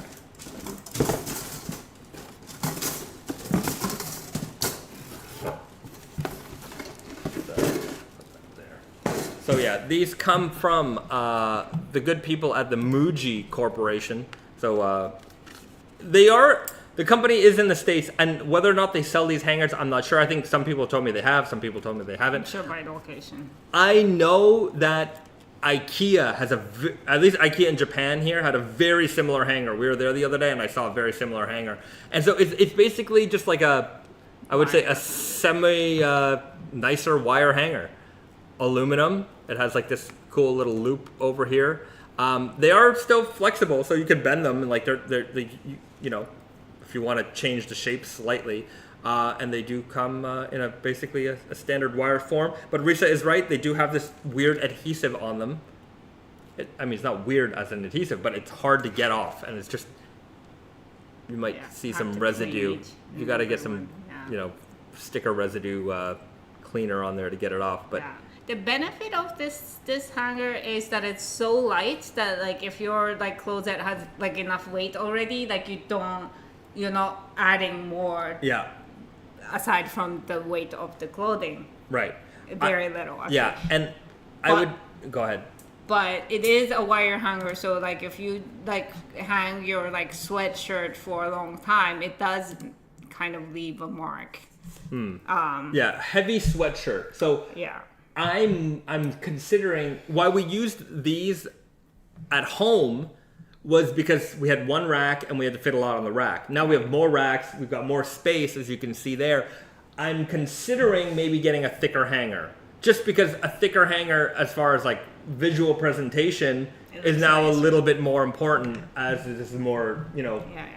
So practical, these are very good, and I still think that they're very nice, like for lighter garments, t-shirts. I don't think it's going to ruin the shoulders or anything like that, but because we have the heavy sweatshirts, I think it might be better to get something a little bit more thicker, so it rounds the shoulders out a little bit nicer. But because we have to change those, we'll probably have to change those.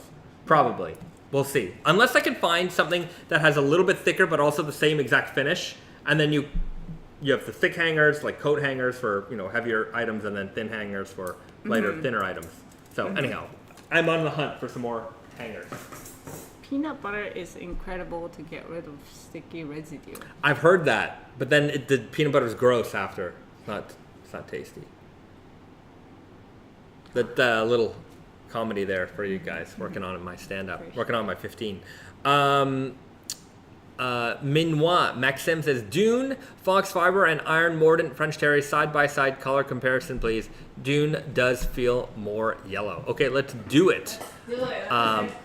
Dune, FoxFibre 80, and Iron Mordant. Let's go. So this is just let's make it happen. Yeah. Okay. So you might have to help me. Okay. This is the Iron Mordant. This is the Fox 70. This is Dune. Mm-hmm. Let's maybe get it closer to the Iron Mordant side. Okay. Okay. Yeah, so the Iron Mordant and Dune, Iron Mordant. Dune has a little bit more like yellowish tone to it. This maybe more black. Yeah, in and it. then here's Rust in the same like brown family. Yeah, Rust is clearly rusty. Yeah. Yeah. The reason why we had this Dune color that's kind of like in between these, two, is because FoxFibre is expensive. Yeah. So if you are not like so. Wait, here. I just want to let people see it for longer. If you're not like super into Iron Mordant. Yeah. The also Iron Mordant is even more expensive than regular FoxFibre ones. So we just wanted to have the color option. Yeah. Without it, using FoxFibre, just so that we have more options. But as you can see, it's like the depth of color. Like this is dyed more flat, right? Like this one, you see that like just more depth, more unevenness. More color tone, yeah. So FoxFibre is definitely, in my opinion, looks nicer, more have more character to it. Yeah. But again, the cost is very different also. So you have to make a concession. I guess. But they're both very heavy. They're both very heavy. Tired. Yeah. Okay. Brenton says the whole closet just went from the IKEA wooden to MUJI aluminum because the metal hook on the IKEA ones is only sandwiched and will pull out under heavier clothes. Yeah. So that is very annoying. I hate when that happens. Good hangers are hard to find, and I remember when we were on a hanger hunt, like these. There was one hanger that I liked better, but not. It had It wasn't perfect, and they were way more expensive. Mm-hmm. This one is like 3-pack for like $4, I think, like 390 yen, which US dollars is like right $2, $2.75, something like that. Hold on, I want to show you the other one because I think this one is a. You might find them in the States, but yeah. I mean, I like this one, but it's like the material felt nicer, but it does have like a logo on it. Like I don't necessarily want other people's logo on the hangers. So this is the other hanger that look, if you don't mind, and you anyhow, it's a nice hanger. I think quality-wise, it's higher quality. Yes. Obviously much higher quality, but this is the per unit price. So this is the Puebco, and I think that they are more available now. Like I think they're opening stores in Canada and the States and things like that. So it's like, I wouldn't say it's like MUJI, but it's a lot of, because MUJI is very simple. Puebco is more like Middle Eastern. I think they do a lot with India. Like India, it's South Asian. Even in like Southeast Asian style, like Yeah, they pick those like aesthetics. Yeah. They also like they do like get like.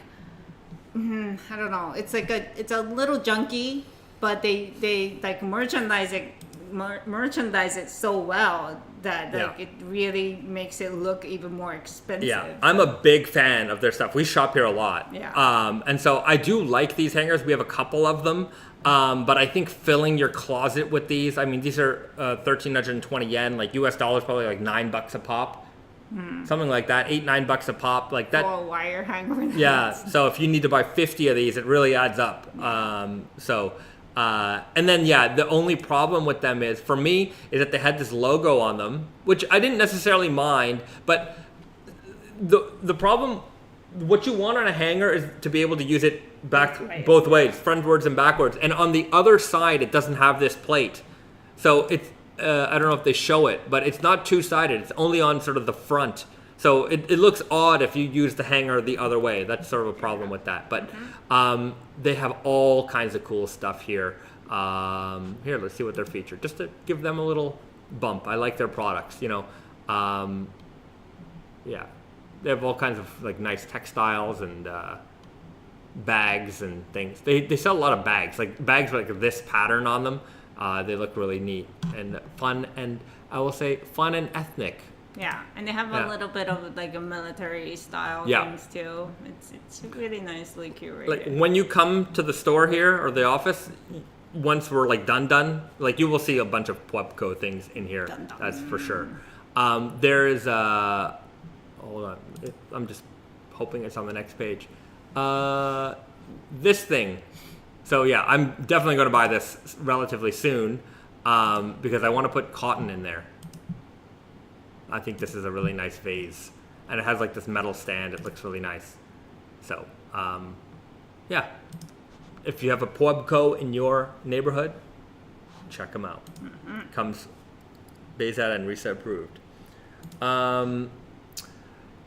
Brendan says 3-pack MUJI aluminum hangers. It's $4.90 Canadian. Okay, well there you go. So not much more than the Japanese price. So, and considering it's imported, yeah, not bad. Sai S says aggressively start scrolling Puebco website. Beautiful recommendation. Yeah, I think that they are going to be a big. You'll see them a lot more in the West. In Japan, they've been here for a while, and like they definitely have like that cool aesthetic. Yeah. Industrial, but designing. There's another one that nobody in the West seems to really know about, and like I don't see like the Japanese YouTubers talking about it too much. This is just if you come to Japan, here's a recommendation: standard products. So this is like another. I think it's closer to what MUJI is.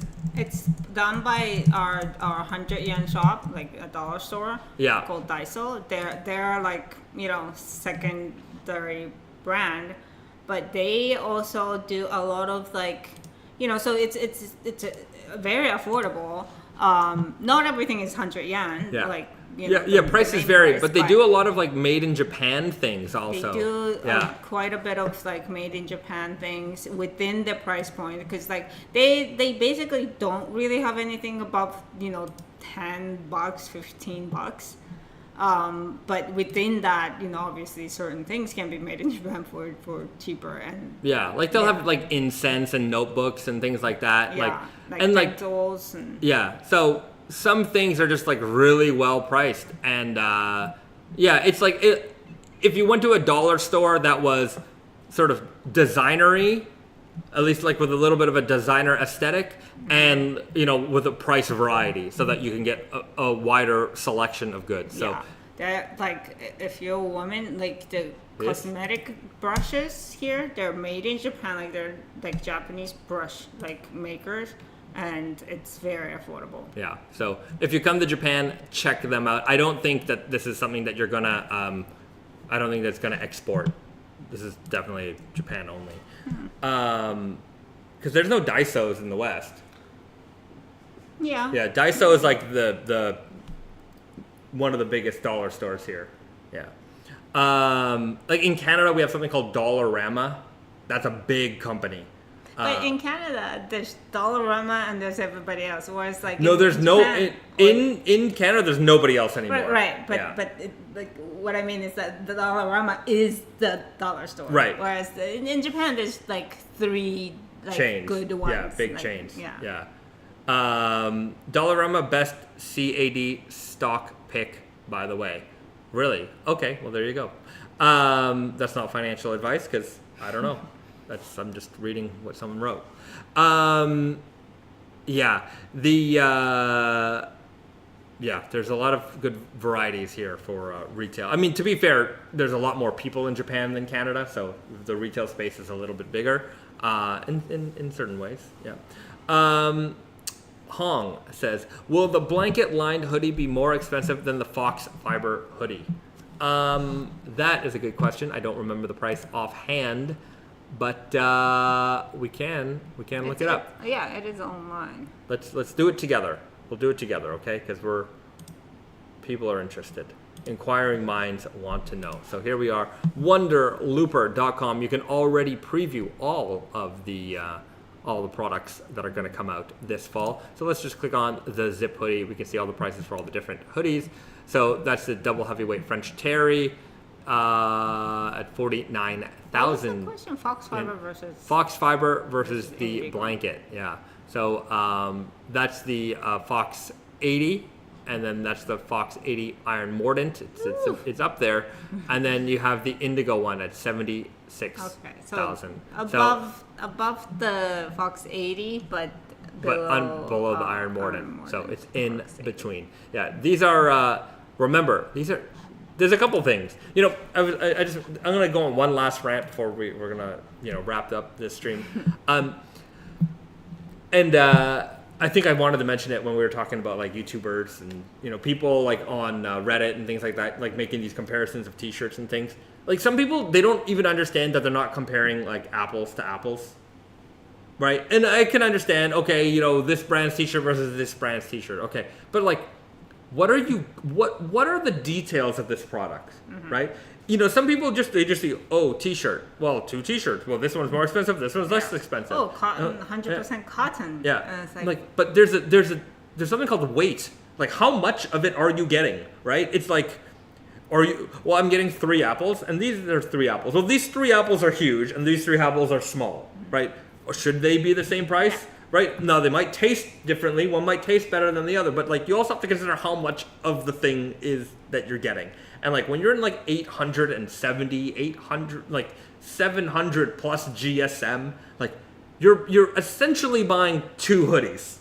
Okay? There's a lot of cotton in there. So, not that, to be fair, I don't think we get a lot of criticism for our pricing. People seem to understand like what we're doing. But I do see people just in general being like, oh, well, that hoodie and that hoodie. I'm like, they're not even, I'm looking at them. They're not comparing ours, but I'm, comparing other products. I'm like, they're not even close to being the same product. Mm-hmm. Like, could you consider, you're reviewing this. Could you try a little bit?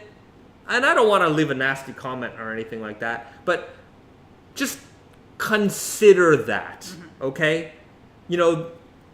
I think that's important when you're comparing a product. Prices. Oh, what might be the best buy for you?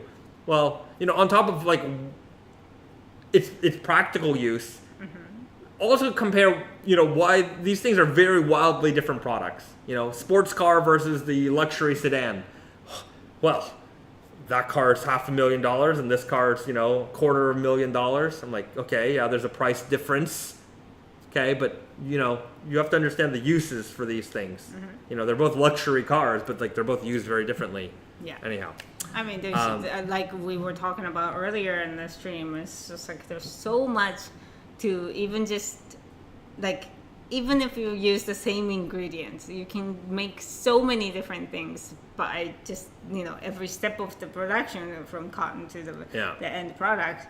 There's so many tweaks that you can make and decisions that really separates the outcome like very far. So yeah, there's just a lot to it. If you have any like questions about specific product, we're gonna be able to tell you the answers. But oftentimes I feel like we get all these like just general question about like what's the difference between this and that, and just like where do we start? Like, what do you want to know? Like, in terms of like, what you're wearing, like how you feel. There's a good question. Shang style. Okay, this is the last one. Okay. Do you guys think the knowledge for the knit industry is like the raw denim knowledge from 20 years ago, where people just repeating myth? I'm gonna say yes. Yes. There's very little practical knowledge out there. I'm still learning a lot. But I find that what is known out there is very, very little. But even then, I still see people out there in a lot of ways, a lot of forums, a lot of, again, these are not professionals, just people shooting their, speaking their mind, that they still don't know, they're not well versed on all the terms and how this all works out. But knitwear, I think especially, and I think the GSM ounce weight thing really confuses a lot of people. Yes. And there are actually two things that really like explains why knitwear, like, you know, this side of the world is a little bit more like hard to understand, and the correct information is always not able to get it. One is GSM, because in denim, like, it's always yards per square ounce per square yard. Yeah. Right. Like, there's just no, like, that's the gold standard. Nobody uses ounces without a, you know, without a unit of measure to go with it. But with knit, it's, you know, like, in ideal world, we should be using GSM. Yeah. Always, because that's the easiest, or ounce per square yard if that's, you know, you're gonna go with. But in the knit world, that is not really enforced. Yeah. So people who assume, because most brands carry both, you know, wovens and knits. Yeah. So if you are used to working with like woven's way of like thinking about it, and you come to knits and ounce, that means ounce per square yard, then you definitely get confused. And I don't think it's malicious, but it's a lack of fully understanding what it is that you're selling. I see it all the time. I see it from, I'm not gonna say anything, but I just see it so often where people write XX weight ounces, and it's like some astronomical number. Yeah. And I'm like, you look at the picture and it's like, there's no way it's even close to that. Like, and then sometimes they're actually foolish enough to write the ounces as like some giant number, and then they write the GSM. And I'm like, but they're, you see, they don't even realize how wrong all of this is, because they don't even do the GSM to ounces per square yard calculation, or they don't do it properly the other way around. And so the numbers are completely off, and yet they're proud to have these numbers out there. But of course, you know, I would say that most people don't care. They see a big number. A lot of it is I don't want to throw any shade. Anyhow, you'll recognize it when you see it, if you ever do see it. But you see these big numbers thrown around, and sometimes that's all that needs to be said. Or like, you know, someone will say it's circular knit construction, like as if that. Yes, that's true, right? But I think that they're trying to use that to, like, you know, I don't know. Some people use it like it's. But see, this is confusing, right? Like the same thing as aunts. Like when something is written as aunts, if it's a T-shirt or something, you can't really assume that it's ounce per square yard. But because you don't know the width of the fabric, like you just have to guess how heavy that T-shirt is. Like, you know, obviously, like the fabric is not gonna be like, you know, 3 meters wide. So, you know, there's only so much like range that you could go, but. Unless it's written in GSM, I don't think you should trust that number and compare with something that you can touch and know the GSM of.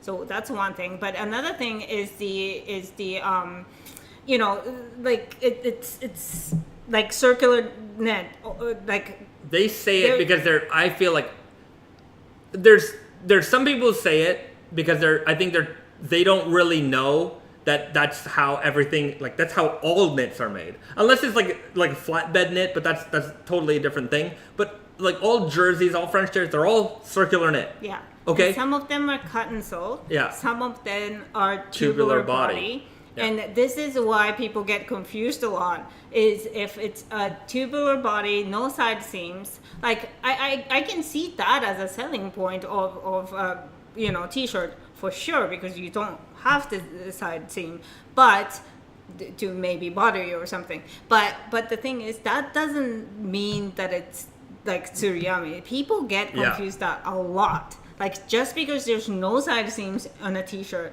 that means that it's knit on a Tsuriami machine. Yeah. That is completely not true, and you would find it right away if you buy a pack of Hanes tees or something. Like the cheapest ones that you can get, they're also that had no side seams most of the time. Yeah. Because they're making so many t-shirts that like that actually saves them a sewing step. Yes. It saves them a cutting step. The reason why you like tubular body is because it's actually easier to make. Yeah. Right? But, on the level of like, a mass company, because they can have these machines set to exactly the specifications that they want. As a company our size, we can't do that. Yeah.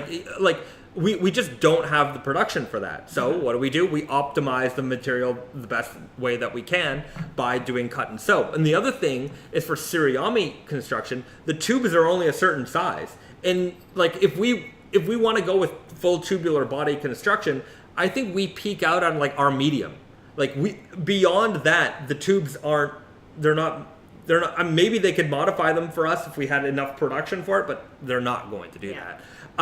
So like our medium would be where would be the biggest size that we could actually have a tubular body construct, and then we'd have to do cut and sew for the rest. Depends on the machine, but yes. So there is that restriction, and the thing is like if you are making like the medium-sized brands, smaller brands also make tubular body T-shirts. The reason why they can do it, and obviously you would, like there's Tsuriami and not Tsuriami sinker, but with sinker, the reason you can do it is because you're like lining up with some big, big production lots like sizing. They tell you this is the medium size, this is the large. I mean, you can name it whatever you want, but like this is one size. The next size up is this, and if you go with that measurements, you'd be like, okay, that's gonna be our medium, that's gonna be our large. Right. Then of course you can do that. Yeah. Because even if you're a small brand. Bingo. Because like those knitting mills have contracts with big companies. It could and so like those are the bodies, and like sometimes it lines up perfectly. Like in the States, like a lot of like knitting companies might have contracts with the military, for example, and like the military sizes are going to fit American bodies, and so if you're an American brand, you want to make American knitwear.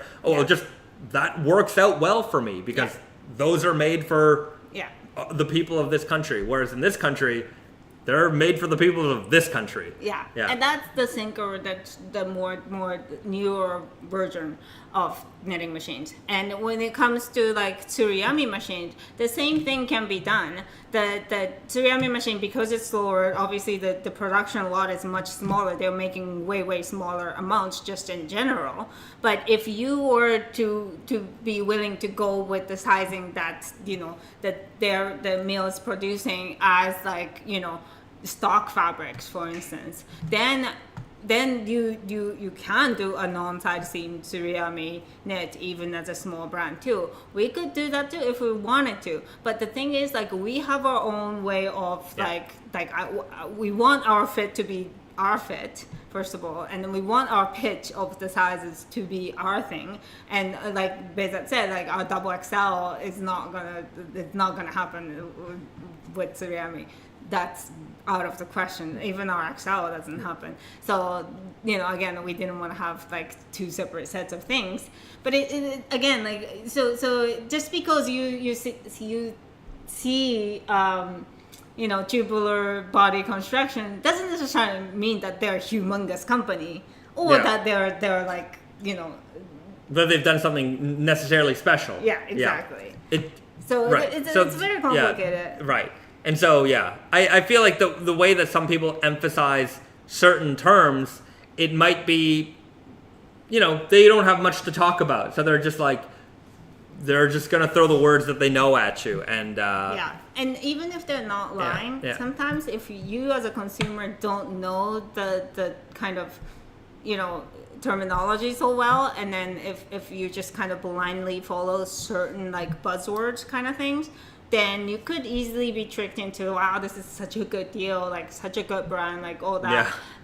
So I find it a little, icky when I see when brands are doing that intentionally. Yeah. It's not even so much intentionally as it is like their own unawareness, and like they don't realize that they're actually not making the thing that they're saying that they are, and it might be a good product. It very well might be a good product. And I'm not going to call them. I'm not going to do that. My goal, my aim, is to teach you what to look for, and then you can decide and determine things on your own. That's the way I handle that. But it is, sometimes I see it out there, and I'm just like, oh man, like, it just bothers me because it's like, in a lot of ways, if you were to just, do the easy thing and say the buzzwords and focus on you could probably fool enough people and no one would ever know, and it's just, but I don't know. Anyhow, sorry, going back to like another reason why like knitwear has this a little bit more confusion, even with the development of internet and all that compared to denim, is also that like with denim, like that thing is salvage. Yeah, salvage is very easily recognizable. It is so easy. You don't need to like look carefully and whatever. Like it's either there or not there. Yeah. And if you're using salvage like fabric and you're a modern jeans maker, you definitely put that on the side right. Out seam. You're gonna so show it. You see it. Whereas with with knitwear, like Tsuriami, like everybody considers it to be the gold standard. That's the thing that you should look for. Yeah. But can you actually look for it? Can you actually tell if one thing is Tsuriami and not the other? It is very difficult. Very difficult. Yeah. So anyhow, there's that. David Hunter NYC. I hope you're still here, because he says, one more question. Talk about your sofa. I waited 2 hours. Sorry. Wow. 2 hours. Okay, Mr. David. Here's our sofa. Can you see? It's can you see it? Hold on. Oh, you gotta turn I gotta turn. I'm gonna turn the camera a little bit. Okay, so this is our sofa. It's a big old puffy sofa from Arflex, and it's pretty cool. I like it. We wanted to get something that basically It looks puffy, but it's actually very sturdy. Yeah. And it's stable. Yeah. I thought when we saw it, it's pretty big, but I thought it would be bigger. But this space is actually quite huge, so it ends up looking not as big as I thought it would look. But it's still very cool, and it's very comfortable. Yeah, it's very industrial looking, is what I like about it. I like the little branding on it. So that's our couch. You'll see more of the couch and the office, and as we progress, we'll do a better. Hold on, Risa, you got to get in. We'll do a more detailed office tour video coming up soon, so you'll see it all in better quality than just this angle here. So, okay, we're gonna leave it there, everybody. I don't have a snack time today just because I didn't bring one. Yeah. But we will get back to the usual swing of things. Maybe this setup's going to change a little bit here and there every week. Mm-hmm. But we're gonna get comfortable in this space. John Egg says you definitely need to get some indigo into those cushions. Yep, it will definitely happen. Brent says I expected feather pillow density. No, it's like a big old. I don't know how to say it. It's pretty dense. It's like a sandbag. Not quite a sandbag, but a soft one. Yeah. Yes. It says, what's the words on it? It says Marenco, and then Arflex, and Arflex Japan Limited. Yeah. Arflex. It's the Marenco. Marenco. But the beauty of this is that we can change the cover. We can wash it, first of all, but also we can swap it. So we can maybe someday have a nice, I want to do a FoxFibre cover for it. That would be great. Yeah, we'll see. Maybe this fabric. Yeah, so we'll get on it. Mm-hmm. Michelin Man sofa, it definitely is. Okay, everybody, thank you very much for tuning in. It's been great. It's been a great journey. You know, we're here because of you guys. So thank you so much for all your support. We'll have some new products for you very soon, I promise. Shipment, so we gotta unpack some boxes, and we'll be back again next week. Same time, same channel right here, 8 p.m. Eastern on the Wonder Looper YouTube channel. Before you go, if you haven't done so already, you know what to do, and that is to hit that like button. Subscribe if you haven't done so already. We'll be back again next week.